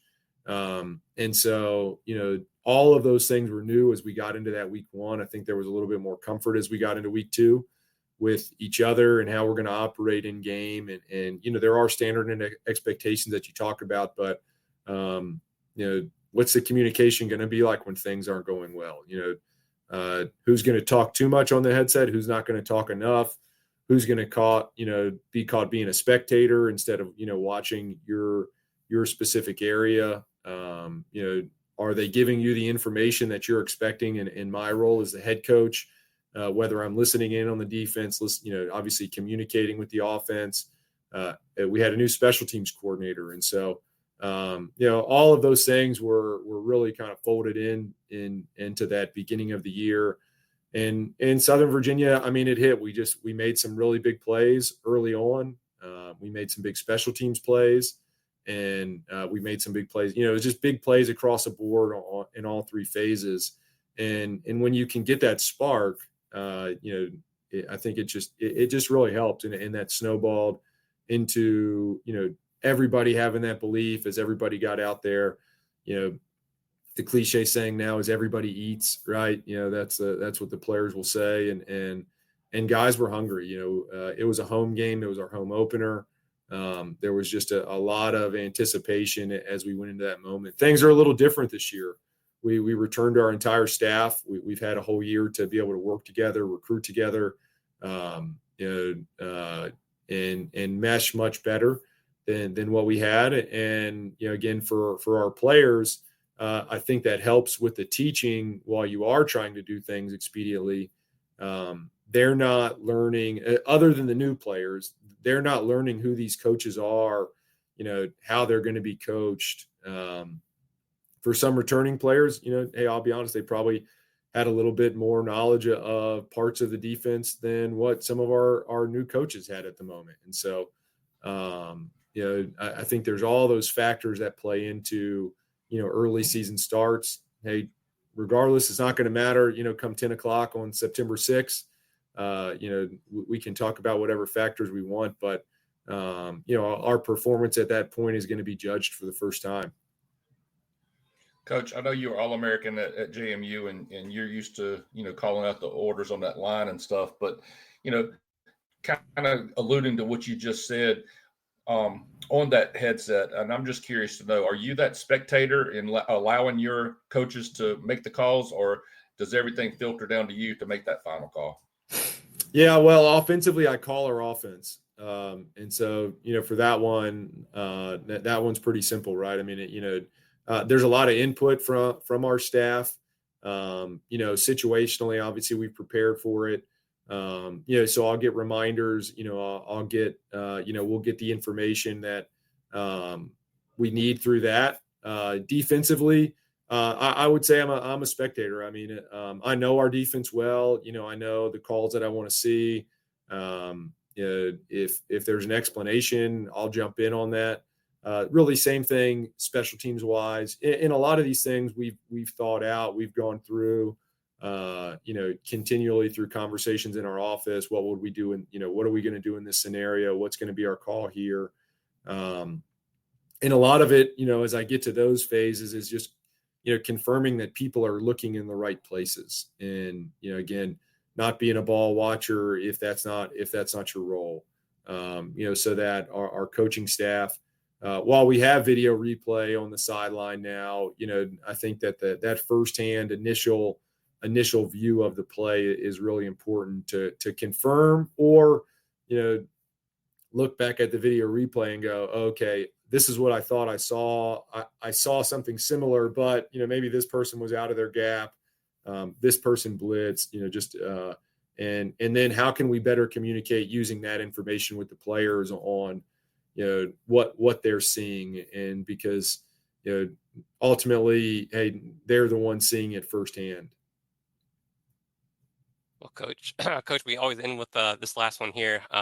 September 6th against Stevenson. What does Bridgewater College have to do to be successful and get that win?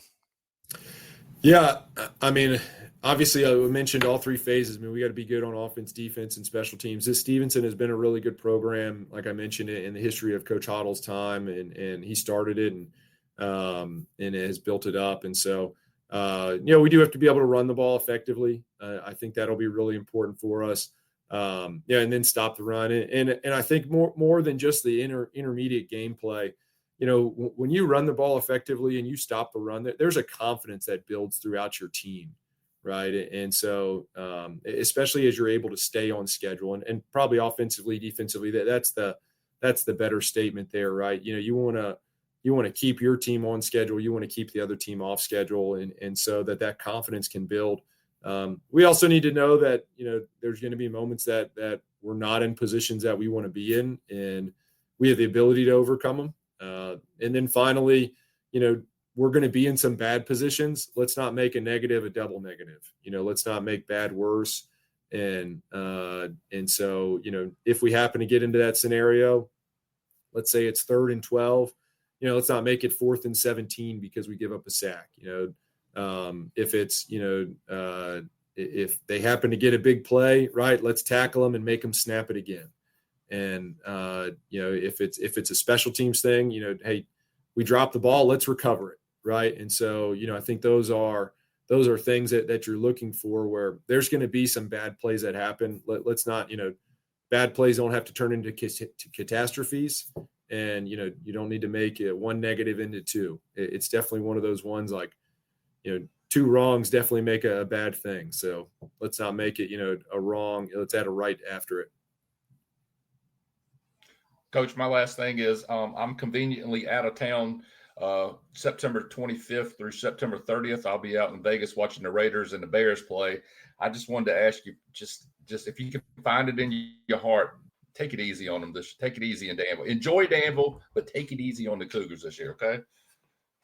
Yeah, that's a special weekend for me. And there's I think people forget, like this office, the football field isn't always like my life, right? And so that day is actually my wife's 40th birthday, and so we'll let's hope that I got a celebration no matter what. We'll see the result of our team, how we're celebrating there. And Big G, caught your T-shirt right there, and just a quick shout out to a college teammate of mine who's getting in the Hall of Fame down there at Chatham High School this fall. Really excited for him and Theo and just what a quality player and man he is.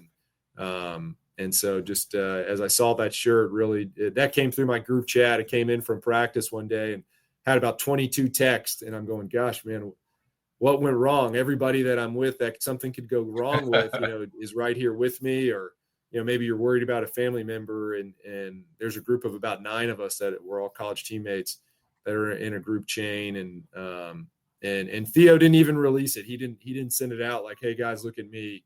One of our other teammates saw it, threw it in there. And so just really, really pleased for him. What an honor to be named that to his high school down there. Well, Coach, it's an honor for us to be able to talk with you on this level, and we appreciate all your time. And I'm glad to know right now that since your wife will be turning 29, you'll only be scoring 29 points against Averett. Right. September 27th. Yeah, I guess I shouldn't have given away her age. Given away her age. So. She'll be all right. She's aging well. Well, Coach, we do appreciate it. I know you're in the thick of it right now in the preseason, getting ready for September 6th against Stevenson. Coach Scott Lim of the Bridgewater College Eagles. Thank you, Coach. We appreciate your time. All right. Thanks, fellas. Appreciate it again. We just want to thank Coach Scott Lim there at Bridgewater for coming on again.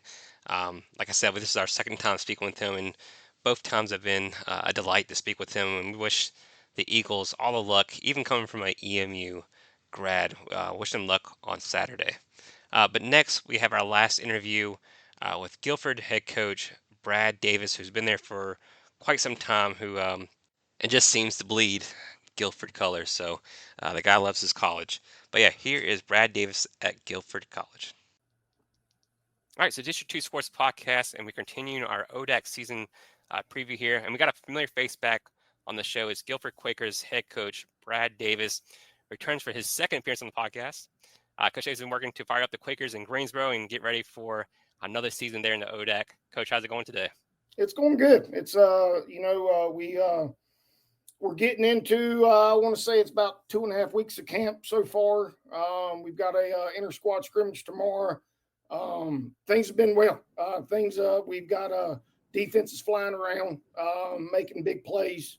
Offensively, we got a new offensive coordinator. We're trying to implement some new offensive stuff, but so of course defense is ahead of the offense right now, but offensively we're getting better each and every day. So that's a positive thing. Coach, let me ask you a question. And this might be my only opportunity, and I know these other two are terrified to get into this, but I'm going to go ahead and ask it now because I know they're going to get into the nuts and bolts of the schedule and your roster. What does it say about the ODAC? And I know we've preached, and they laugh at me all the time because I say it's the SEC of D3 in football and basketball. But what does it say about this conference that you can start out 3-0 and then wind up 3-7? I've said this numerous times, talking to recruits, talking to parents. The ODAC is top to bottom the best conference in the country, if you ask me. Not only whenever it comes to football, whenever it comes to basketball, like you mentioned, golf is up there, baseball's up there, lacrosse is up there. Top to bottom, it's one of the best. It's competitive. If you make mistakes in games like we did last year, you're going to pay for it. Whenever you got teams like, I know they made the playoffs last year, but 2 years ago, Macon went to the Final Four.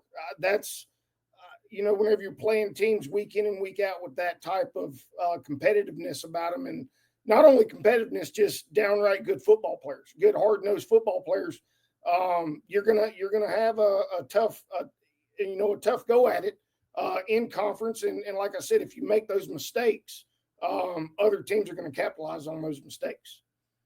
So we're going into this season hoping to eliminate the mistakes and hopefully have other teams make mistakes against us so we can go capitalize on those mistakes.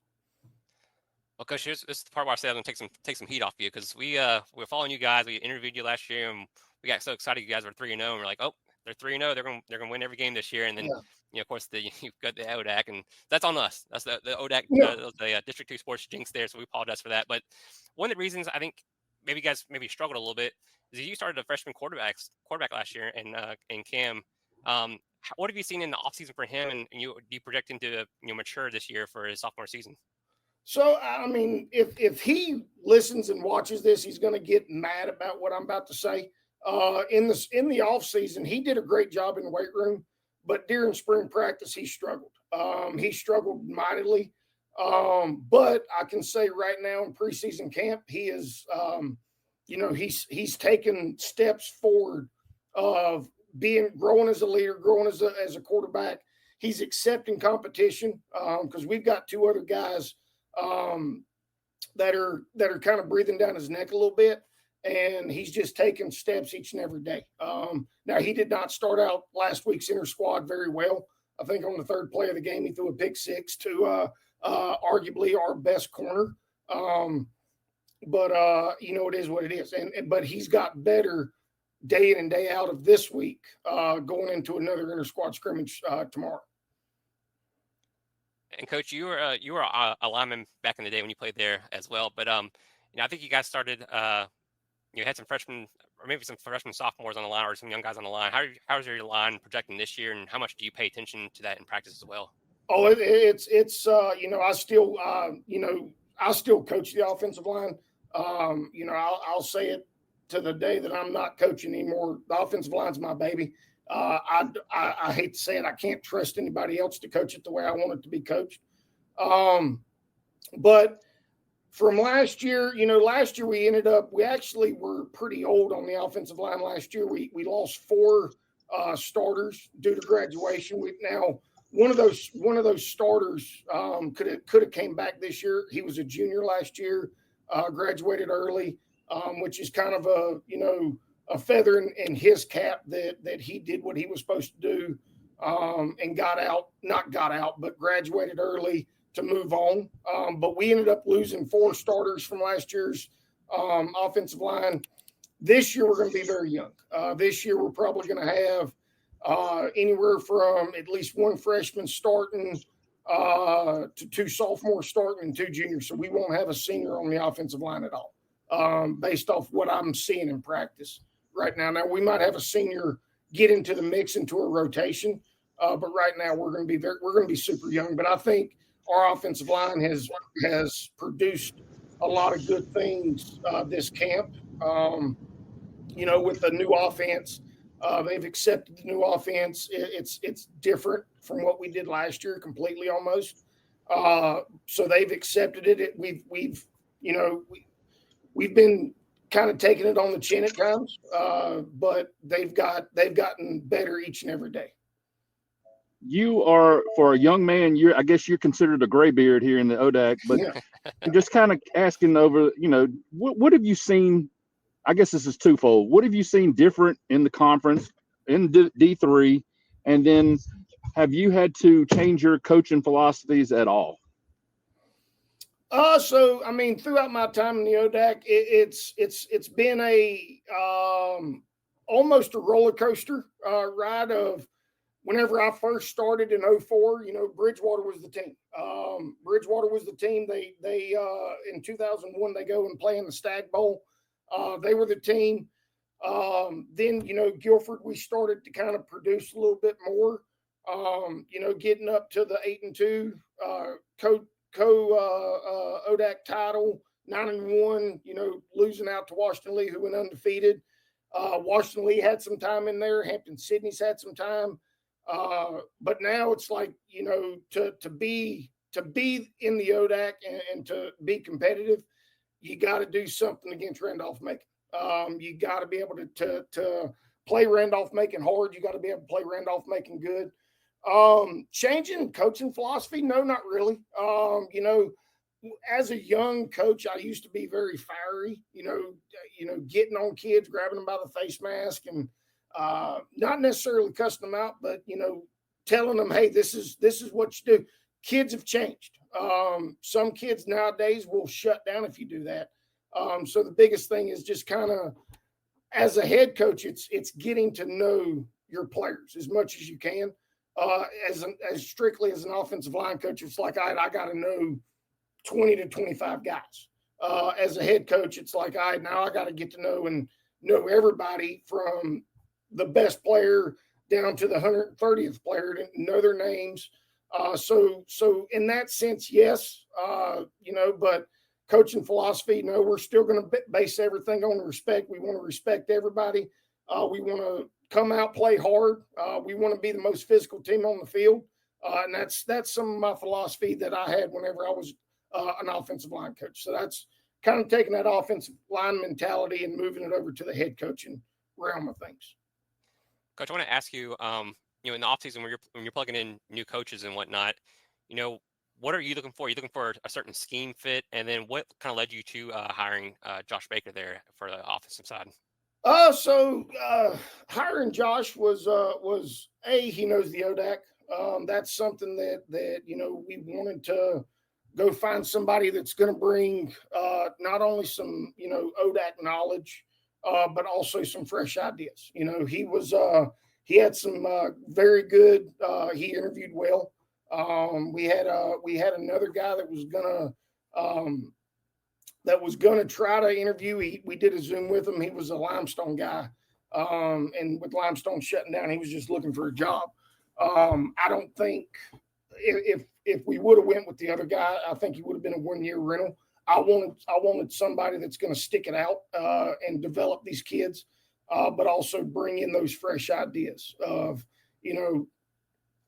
coming in with some new offensive mentality, new ideas. We're going to be, I don't want to dive into it because I don't know who's going to be watching this, but we're going to be very high tempo, higher tempo than what we've been in the past. But again, that's all I'm going to kind of dive into to scheme wise right now. I understand that, Coach. When he was hired, and I think I called Caleb Cam earlier, but Caleb, how much did Caleb and Shapiro, Sullivan, Campbell, Winkler, how much did they get involved with Coach Baker to kind of learn that offense in the offseason? So whenever we had Coach Baker on campus for his on-campus interview, I set out like 30 to 45 minutes for those offensive kids to go sit down with Coach Baker, because they need to have a little bit of ownership as well for the offense. So setting out the time for the guys, with Caleb, with Shane and Camo and all those guys to go listen to what this offense is going to look like, what we want the offense to look like, was a big deal to me. The beautiful thing that kind of, I didn't even think about this during the hiring process. Josh had recruited Shane, had recruited Caleb. So he knew all these kids before he even got on the campus. So that was one of the big things of, I think, Josh really wanting this job. He knew the caliber of athletes that we were going to have in this offense, just because he had recruited them to Hampden-Sydney at one point in time. And you have Coach Jones there back for the defensive side of the ball. And you mentioned earlier that I think you were talking about Tristan Bailey, who's like one of the top corners there in the nation. You got Jalen Moore, a few other guys on the defensive side of the ball, Nick there in the linebacking corps. Mm-hmm. So what are you seeing on the defensive side of the ball this year? Like a lot of age, a lot of maturity, a lot of age. This is the fourth year of this defense, and they're playing this camp like it's the fourth year of this defense. They know what they're doing. They're flying around, making big plays, bigger plays than what they've done in previous camps. So it's a good sign to see. And the young guys are starting to pick it up as well. But no, Coach Jones has the defense, flying around. We lost a few guys through the offseason on defense, but our mentality is kind of, hey, next guy up, we're going to coach everybody hard. And the guys have really responded to the next guy up mentality. We don't really, cry about spilt milk. We clean it up and we put a new guy in and we roll with it. But having Nick back is crucial. Him tearing his ACL against Greensboro last year, having him back full strength is a huge step in the right direction for this defense. I want to ask you about the offseason workouts and program for the players. I mean, it was Nick, maybe one of your leaders out there, who kind of stood out getting the team ready for the season, or who are some other guys who stepped up in the offseason to lead this team? We've got a sophomore linebacker that, in the offseason, last winter, last spring, even into fall camp right here, he stepped up. He's out of Wilmington, out of Laney High School, Aiden Reese. He's done a lot of good things. Jaden Clinton on the defensive line has stepped up, done a lot of good things. The one guy that's really stepped up and is being a great leader is Zaquan Williams. He's also on the D line. I hate to not hate, but I'm kind of glad I get to throw his name out right here. He did jump into the transfer portal. I want to say it was last April, last May. Nothing really hit for him, and ultimately called me up in July and said, "Coach, I want to come back." I'm like, "All right, come on." He stepped up. He stepped up a lot and is doing a great job leading the defensive line as kind of that senior leader right now on the D line.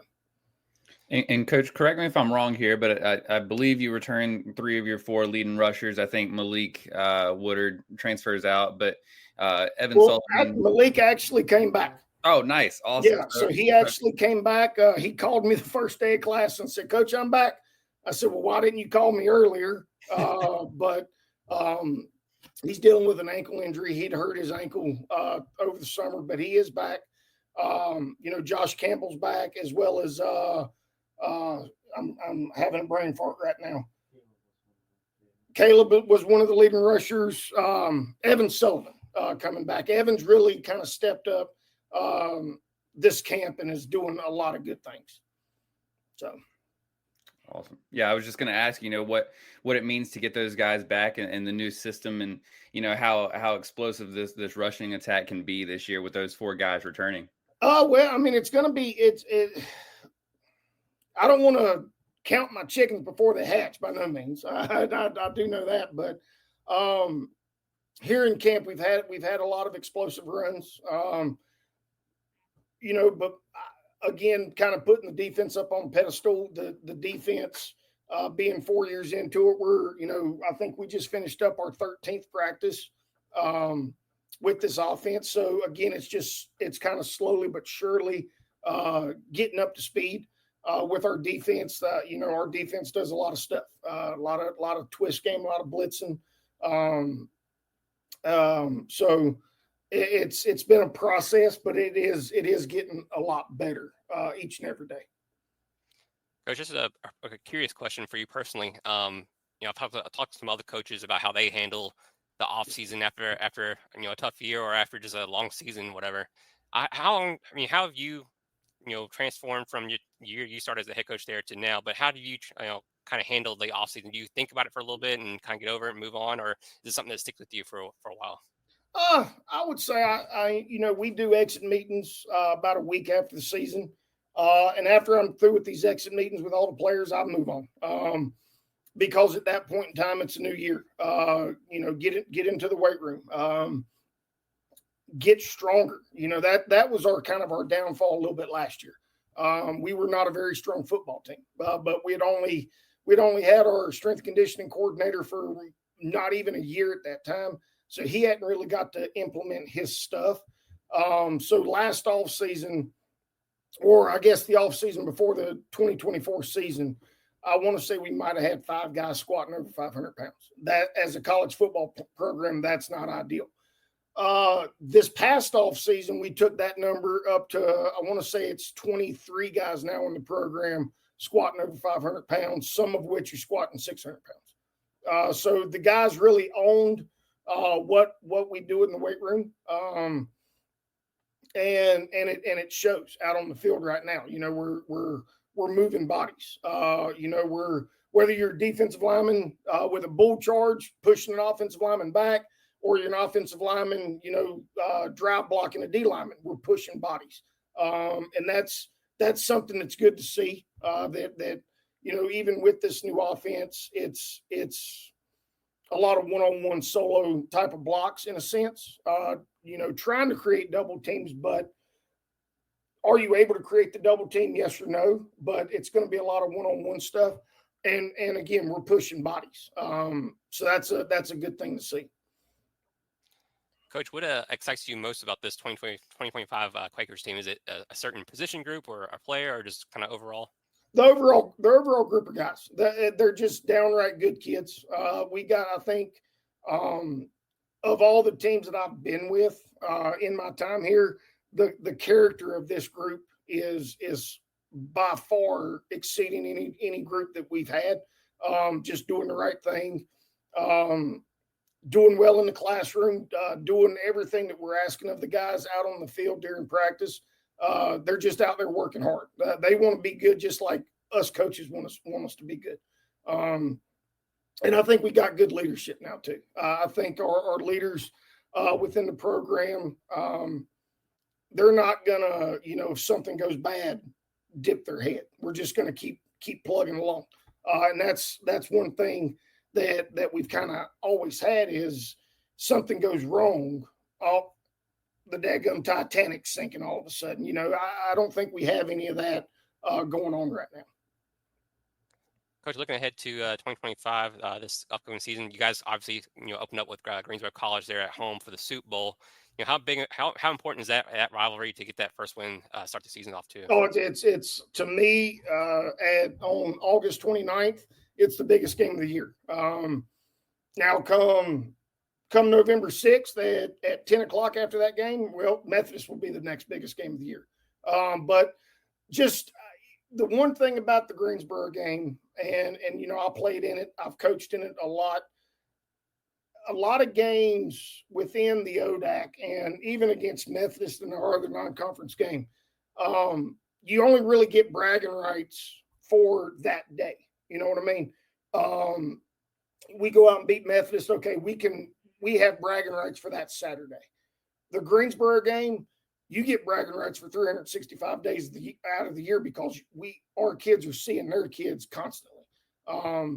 You know, that the Super Bowl trophy has been in our possession since 2013. Hopefully, you know, if Tyler Card's watching this, I don't know if he will, that Super Bowl is going to stay in our possession for 2025 as well. So we're gonna go out and you know, I'm not going to say keep our foot on the gas, but we're going to run our stuff and you know, get after them as much as we can. So now I know they've also been getting better and better each and every year. They got good players. It's going to be a good game. But it's not only the game aspect of it, what it does for the city of Greensboro. That's one of the biggest reasons that I wanted to get the game back. Just with the canned food drive between the two schools, it's just a good down home game to watch. So and be a part of, and it's for a good cause too. Coach, with the addition of, or I guess two additions, you have Roanoke College there, and then and Gallaudet, so you only play two non-conference games. So is your scheduling philosophy to kind of, you know, always keep Greensboro College, but also have that Methodist game there to have another North Carolina close game and another kind of a rivalry game?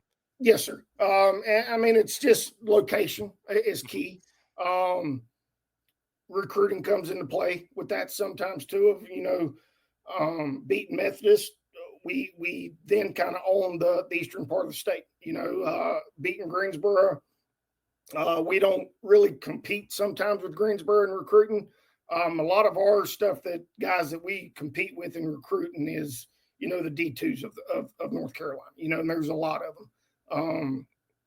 So just trying to, you know, get the best players that we can put our hands on. That you know, an offensive lineman who is 5'10", 280 pounds, and is putting out a high school tape that he's pushing people. I hate to say it, Catawba ain't going to take that kid because he's 5'10". Well, we will take him because he's pushing people and dominating on the high school level. So, and Coach, I want to ask a question, kind of going off of that, and then I want to go back to the scheduling. But I count. We talked about earlier, young team this year. I count over 50 freshmen or redshirt freshmen on the roster for this year. I mean, some guys who just stood out to me just looking at film: Jamari Shaw, Deshaun Schamberger, who's looked good, Cam McKnight. Who are some freshmen who you might expect to contribute this year for you guys? So right now I can tell you, going into our inter squad tomorrow, we probably will have a freshman starting on the offensive line. We call him Big Eye. He's out of Reagan High School. Reagan's known for producing, great offensive linemen. I think a few years back they had a guy go to Notre Dame full ride. So they're known for producing some good offensive linemen. Anthony Williams is a defensive lineman that has stood out quite a bit this offseason or this camp. He's a freshman out of North Surrey. Is moves well, runs well, and he's a big, strong kid too. We've got a guy by the name of Titus Norris. He's a transfer out of South Carolina State, did not play football at South Carolina State. Just wanted to kind of get into football a little bit. He played football in high school. He's been doing very well. Let's see. I'm just trying to go through my head. Some corners have stood up a little bit, but they're just struggling with the knowledge of it right now. I don't think anybody out on the edge at wide receiver. We do have a couple good freshman running backs. Dalen Fuller is one that is starting to turn on a little bit. Lucas Smith, we actually have nicknamed him Peyton Hillis. He's just a gritty old, big body running back out of Eastern Randolph. So he's been doing well. One kid that we had some high hopes, and I think we still do have high hopes for, is one of our outside linebackers, Paxton Flo. He had some issues early on in camp, so he's trying to catch up right now, but he's starting to kind of turn it on a little bit too. So, gotcha. And just want to kind of go back to scheduling here for a minute, but you never want to call it a favorable schedule in the ODAC, with the gauntlet of teams that you're going to have to face. But you do get Hampden-Sydney at home, Shenandoah at home, and Randolph-Macon at home. So talk about, what it's going to mean, or what it means to have those three games in your own backyard there, what it means to have those teams traveling down to you. Well, I mean, to have Hampden-Sydney at homecoming, it's going to be a good crowd. I don't want to, again, jump ahead. I want to get past Washington Lee first, having to go up there. Last year against Washington Lee, I thought we played them probably the best we've played them in a long time. Little mental mistakes here and there. But no, having Hampden-Sydney come in for homecoming, that's going to be big. It's going to be a big crowd. Anytime Shenandoah, or we either travel to Shenandoah or Shenandoah has to travel down to us, that's a 5-hour trip. Being on a bus for 5 hours, whether you're staying overnight or whatever, it's mentally tough on those kids sometimes. Same as Randolph-Macon, that's a 3.5-hour trip. So having those teams have to come to us, that's a good thing. But again, not wanting to kind of step aside your question. I'm more focused on Greensboro right now than anything. Coach, you kind of hit it on this a little bit earlier. What's the identity you want this team to take on this year? Is it toughness? Toughness, mentally tough, physically tough. Just a grinded out type of team. Something goes wrong, let's not get down about it. Let's just move on and fix it. Okay, we're not going to go 10-0. I can tell you that right now. I would love to go 10-0. I just don't think it's going to happen. I would love to start out, beating the crap out of Greensboro. Again, if Tyler Card watches this, it is what it is. And then moving on to Methodist and getting after Methodist a little bit, and then building that momentum going into ODAC play. And the one thing that, going back to last year, starting out 3-0, beautiful. Then we go into a bye week. We got into a rhythm. We had some things rolling. Offense was good. Defense was good. We go into a bye week, and it's like, all right, let's take our foot off the gas a little bit. Let's give some guys a break. And then they just never got back in the rhythm. Having the bye week, I think it's week 7 this year or week 8. So it's, we get 7 games under our belts to really get into that rhythm. Then we go into, we go up and play Roanoke under the lights up at Salem Stadium. That's going to be a good, awesome experience. Then getting Everett and then finishing out at Bridgewater. Hopefully we can have that rhythm going, keep it going through the bye week, maybe rest a guy here or there, but just keep the rhythm going. That's going to be the biggest thing. What are goals do you have for the team and for yourself going? Is it going? You kind of mentioned not going 10-0, but is it make it to a bowl game? Is it make it to leading the ODAC or winning the ODAC? What are your goals for the season? I think take it one game at a time.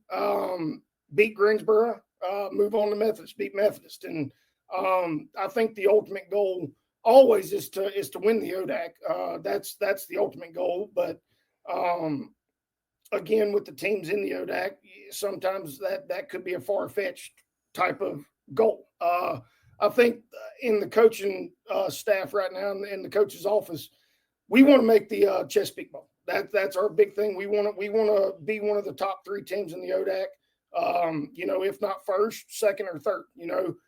Make it to a postseason type of game.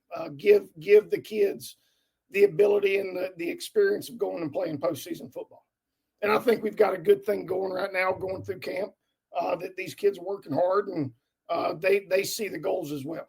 So but ultimately the goals that I really have is come next May, I get to watch our seniors walk across the stage and get their diploma. That's the big thing.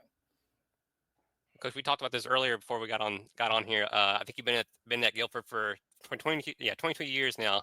Palumbo was there for a while. What is it about Guilford that keeps these coaches so long? It's the people. It's the people that we get to work with, from the facility people, faculty, staff members. The one of the nicest ladies I've ever met. I've every time I see her, her name's Miss Liddy. She's a custodian here in the athletic facilities. It's every time I see her, we stop and have like a 5-10 minute conversation. It's just the people that are around this campus. It's the community that just, you want to stick with and you want to stay with. And I just want to mention that we were at the ODAC tournament for basketball, and Guilford, of course, won the championship. But you've got a good fan base, and they're very passionate about their sports too. If you can mention just a little bit about the fan base and how much do you interact with them on a weekly basis? Well, after a game, I'll try to get off the field as quick as I can. To be honest with you, but no, the ODAC travels well. The fan base it's very exciting. Is it a Saturday night at LSU in Baton Rouge? No, it's not going to be 500,000 people, but it's exciting football to watch. They're exciting crowds to be a part of. That was one thing that, as a player, I always enjoyed. I always enjoyed just the energy that the crowd did provide. Coach, last one for me. Guilford is to be successful for the year, but I kind of want to change that. Guilford beats Greensboro College on September 6th if you do what? Protect the football. Protect the football. Play dominating defense. Protect the football on offense. Take away the football on defense. Be dominant on both offensive lines, defensive lines. Move the line of scrimmage. Protect, on offense, protect the quarterback. Don't give up don't give up sacks, and the other big thing that we're trying to really focus on this year is don't have dumb penalties. Eliminate those 15-yarders. That's one thing that we've been kind of trying to think of the best word to put. Just been kind of hamstrung with these past few years. I don't think it's any fault of our kids. I think it's just how we play. I think we're just a physical team. But we've been doing a good job here in camp of eliminating those types of dumb penalties so far. Well, Coach, no, we do appreciate your time. I know you got a lot of things going on. I think you said you guys have had some more practices and scrimmages maybe before the season starts next Saturday. Yes, at 7 sir. p.m. against Greensboro College. We appreciate your time. We wish Guilford Quakers all the luck this year. So, Coach, thank you for coming on. We appreciate it. We appreciate y'all. Thank y'all. Thank you, Coach. Thank you to Coach Brad Davis of Guilford College. Like I said, we hope the Quakers can take home the Super Bowl once again on Saturday. But that wraps up our ODAC season preview. Like I said, if your team is not featured, hey, talk to your local SID or coach and tell them you want them on the podcast. So, but we do appreciate the ones who were able to talk with us, and we enjoyed our time. And we'll have some more interviews out next week with the Southwest Virginia Bowl as well. So thank you guys. Thank you for listening. Like and subscribe, and follow us on Twitter and Facebook. I hope you guys enjoy. Thank you.